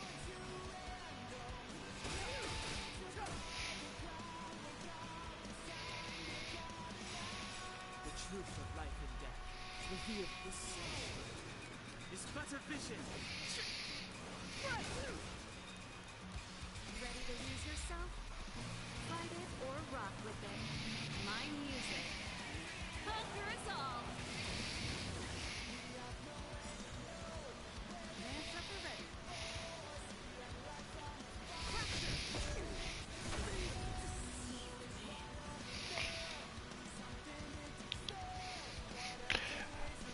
I burned her so hard she turned into ice.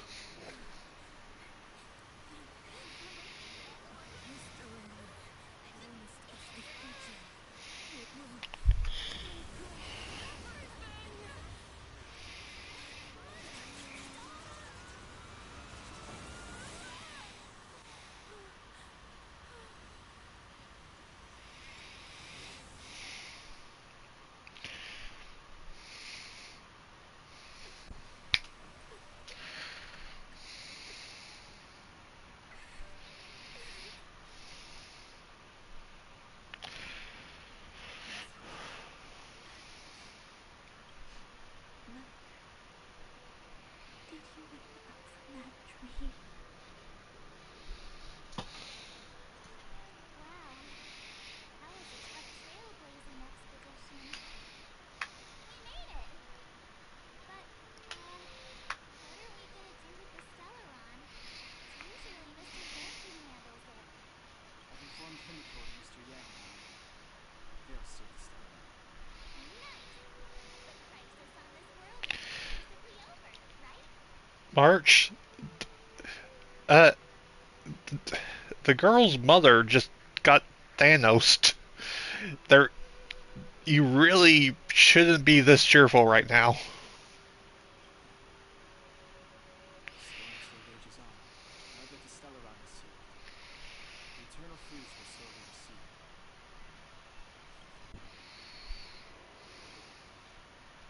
Thank you. Oh, Matt disappeared.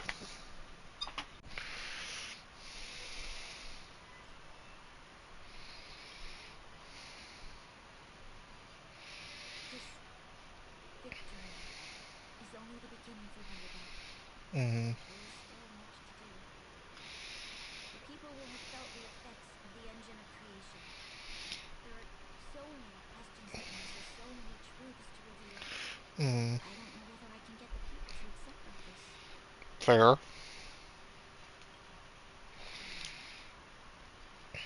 Can I really do that?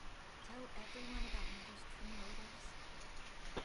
After all, it's been just 700 years? No, it's not right. I don't want to try to explain it to them. I don't think there's any other way. Hmm. Commander or tell the kids, things will be better tomorrow. Mother knows it's a lie. I came to sleep with some hope. Can you imagine the consequences if he told the people what happened here? True, We true. can't trust the Guardians. Who or what can we trust? Mother died to preserve Bellabelle. What? The visitors from beyond the sky probed for the secret of Hey, the Matt. Stellaron. They Hey, knew that Elisa would my use the system went to Stellaron sleep in mode. order to destroy it. And now, she decided to challenge its power. A power Oh beyond shit, human Stumble Guys is comprehension. updating. I The think it new did that Guardian earlier Queen for me. sacrificed herself to the Well, it's sacred doing it purpose now of for me. Addendum. From here on out, that's the truth. The world will hear. What do you think? Also, Keeps the hope of alright preservation. design. It's logical. The pic you Yeah, sent me yeah. Why do we have to lie? kind of I makes me like think it. of Mystical Elf from Yu-Gi-Oh!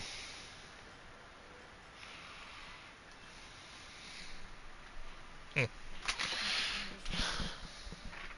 Many people Mother was an extremely good woman. She's the one who blew my mind.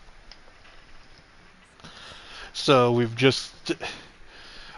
So after talking it over, Now, we've decided to keep it a secret that that Bronya's mother, the boss I just sent you a picture of, who just Yeah. got Thanos snapped, uh, Was crazy. crazy insane, about to destroy the fucking world. Uh-huh. Instead, she's going to, her memory will live on as, Died for her people. yeah, basically. Uh, us, the outsiders, came in and told her, hey, yeah, the Stellaron thing? Yeah, that's super bad. You need to say, that's a super bad thing. And the story will basically be that she went out destroying it. Hmm. Which is kind of true, but kind of does kind of ignore the giant fucking mech and all that. But hey, As Rorschach said at the end of Watchmen, never compromise, even in the face of Armageddon. mm, In other words, tell the people the truth.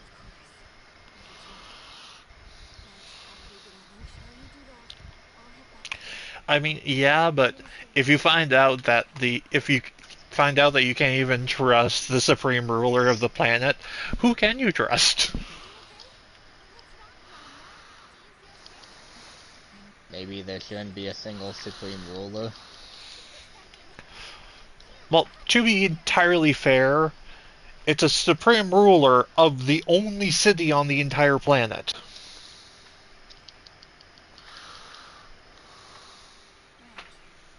Go on.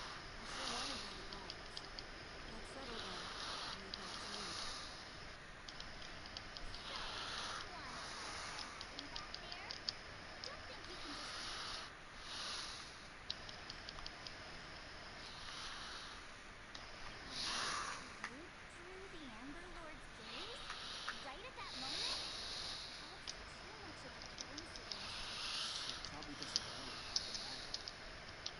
This wouldn't be the first time. Something similar happened when he originated.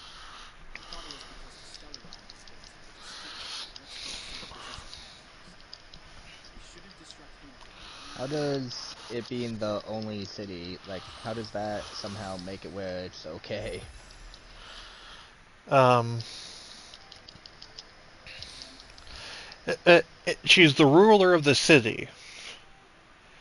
She's effectively Yes, the mayor. That's all. It's I just, understand.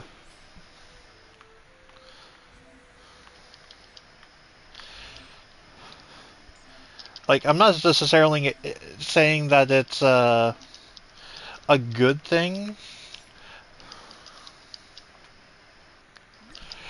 I'm just saying that it's that there is reason for why she did it, or for why there is only one.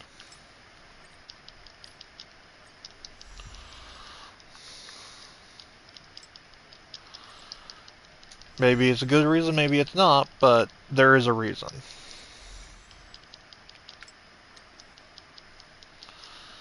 I hear you. I'm just saying, even the fucking Roman Empire was like, no one should have all that power. Even when it was someone who was debatably good. Look what happened to fucking Caesar. Mm.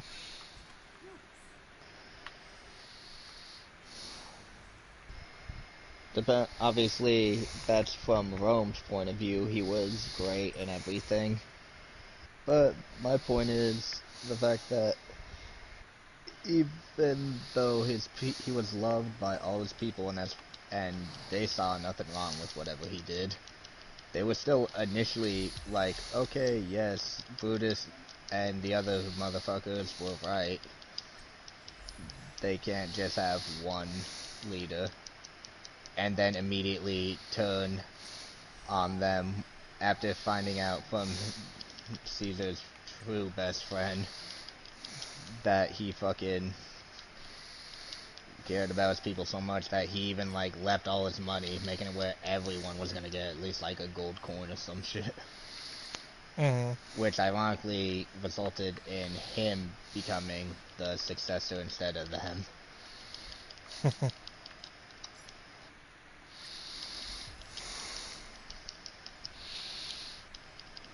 Point is, whether it's good or bad, you can never just leave one person with all the power. Technically, I'm not sure she does have all the power. It's just that that's kind of how things ended up being.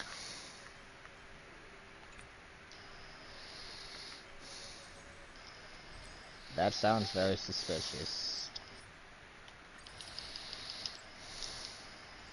Well, either way, she's gone the way of the Marith. What? The Marith from the pre-sequel. Do remember that I've barely played the pre-sequel. True, but it's close enough to the beginning. Dude who... It was the first guy that Jack killed. Kind of Oh, set him down on the path. I see. It was in self-defense because the motherfucker shot at him, and then he shot back. And immediately after, he was pissed that he did it, and ranted about how he wasn't even gonna kill him, how he was gonna he was gonna try and work with him. Mhm. Then everyone your character asks him how he feels or if he's okay, with varying degrees. Example, Athena was like concerned with him in are you okay? And he said, yeah, that actually felt good. The other two, well, I say other two because, Claptrap's just kind of like, holy crap. Mhm. The other two are just kind of like, that was fun. And then he would go, that felt great.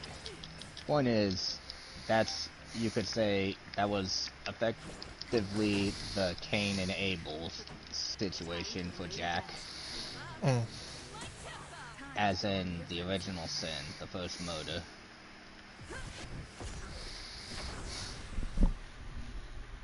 Step aside. I have no need. So,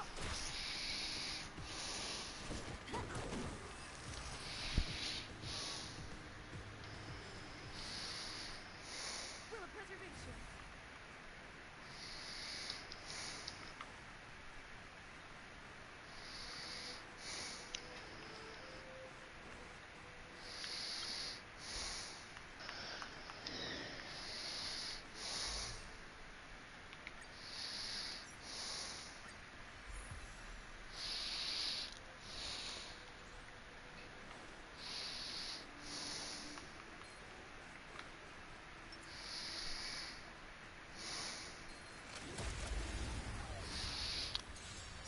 I will say that the It's too late. way that in By all means. in Genshin, the way Let's go. the way having characters of different elements works in Genshin, or how you change your character's elements in Genshin, is far inferior to how it works in Honkai. Well, Genshin was, you could say, the first draft, in a sense. Yeah, but I do real. If they haven't already changed this, I really hope this is something that is going to be changed in the future. Because basically, the way it works right now in Genshin is you have to go back a to one of the map points, effectively, of you have to go to one of the map points of that element Mm-hmm. if you want to if you want to use that if you want to change to that element. Uh, Otherwise,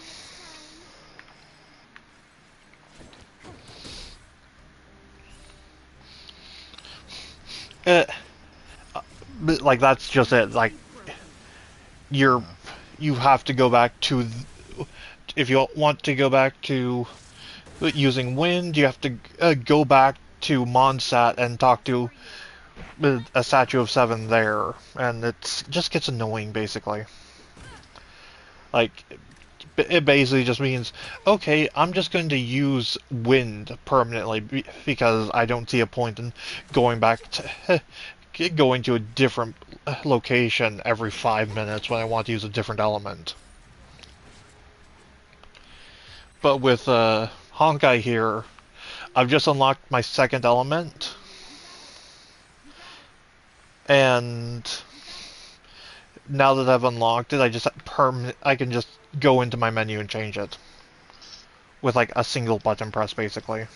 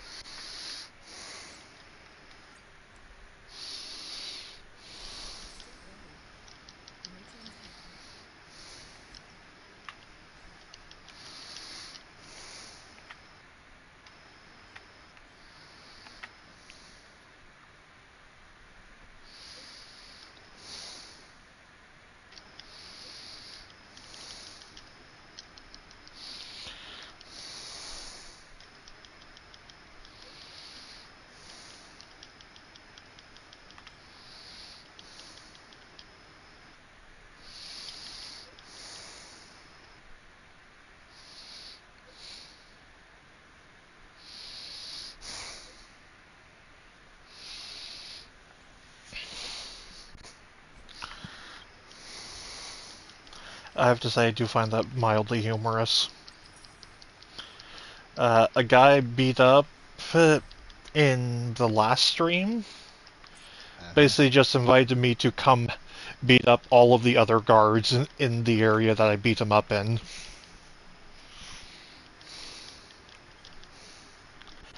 Like, I haven't even gotten to the point where my name's been cleared yet. It's like, give it a minute, my guy.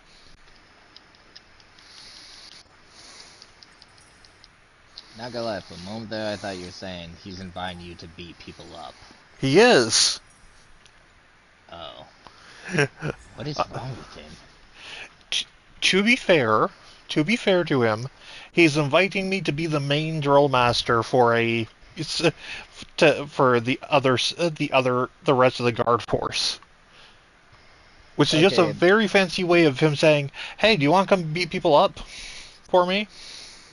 okay, but maybe phrase it that way the first time. Nah. I thought it was effectively him challenging you to get a squad together to fight his squad, like it was fucking gang war, Ah, except very fucking organized. I Like the see. fucking, like the fight between the greasers and the soldiers at the end of the Outsiders. I hear what you say. Okay, people. The stream went on for longer than I really intended it to. Heh. Oh wait, before I log Did you off, at least finish it? yes, I still have like two or three more. I have like a quest or two more before this is officially clear. But I beat the final boss. Now I'm going to, now that I've actually gotten enough ticket to do a 10 summon, I'll do a 10 summon, and then we'll call it. Jesus.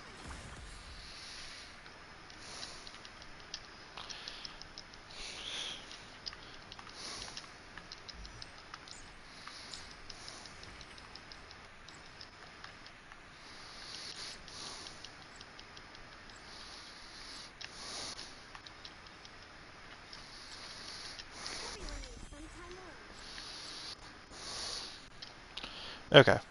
I hope you all had a good one. This is me signing off. Do and the internet things. what he said. Goodbye.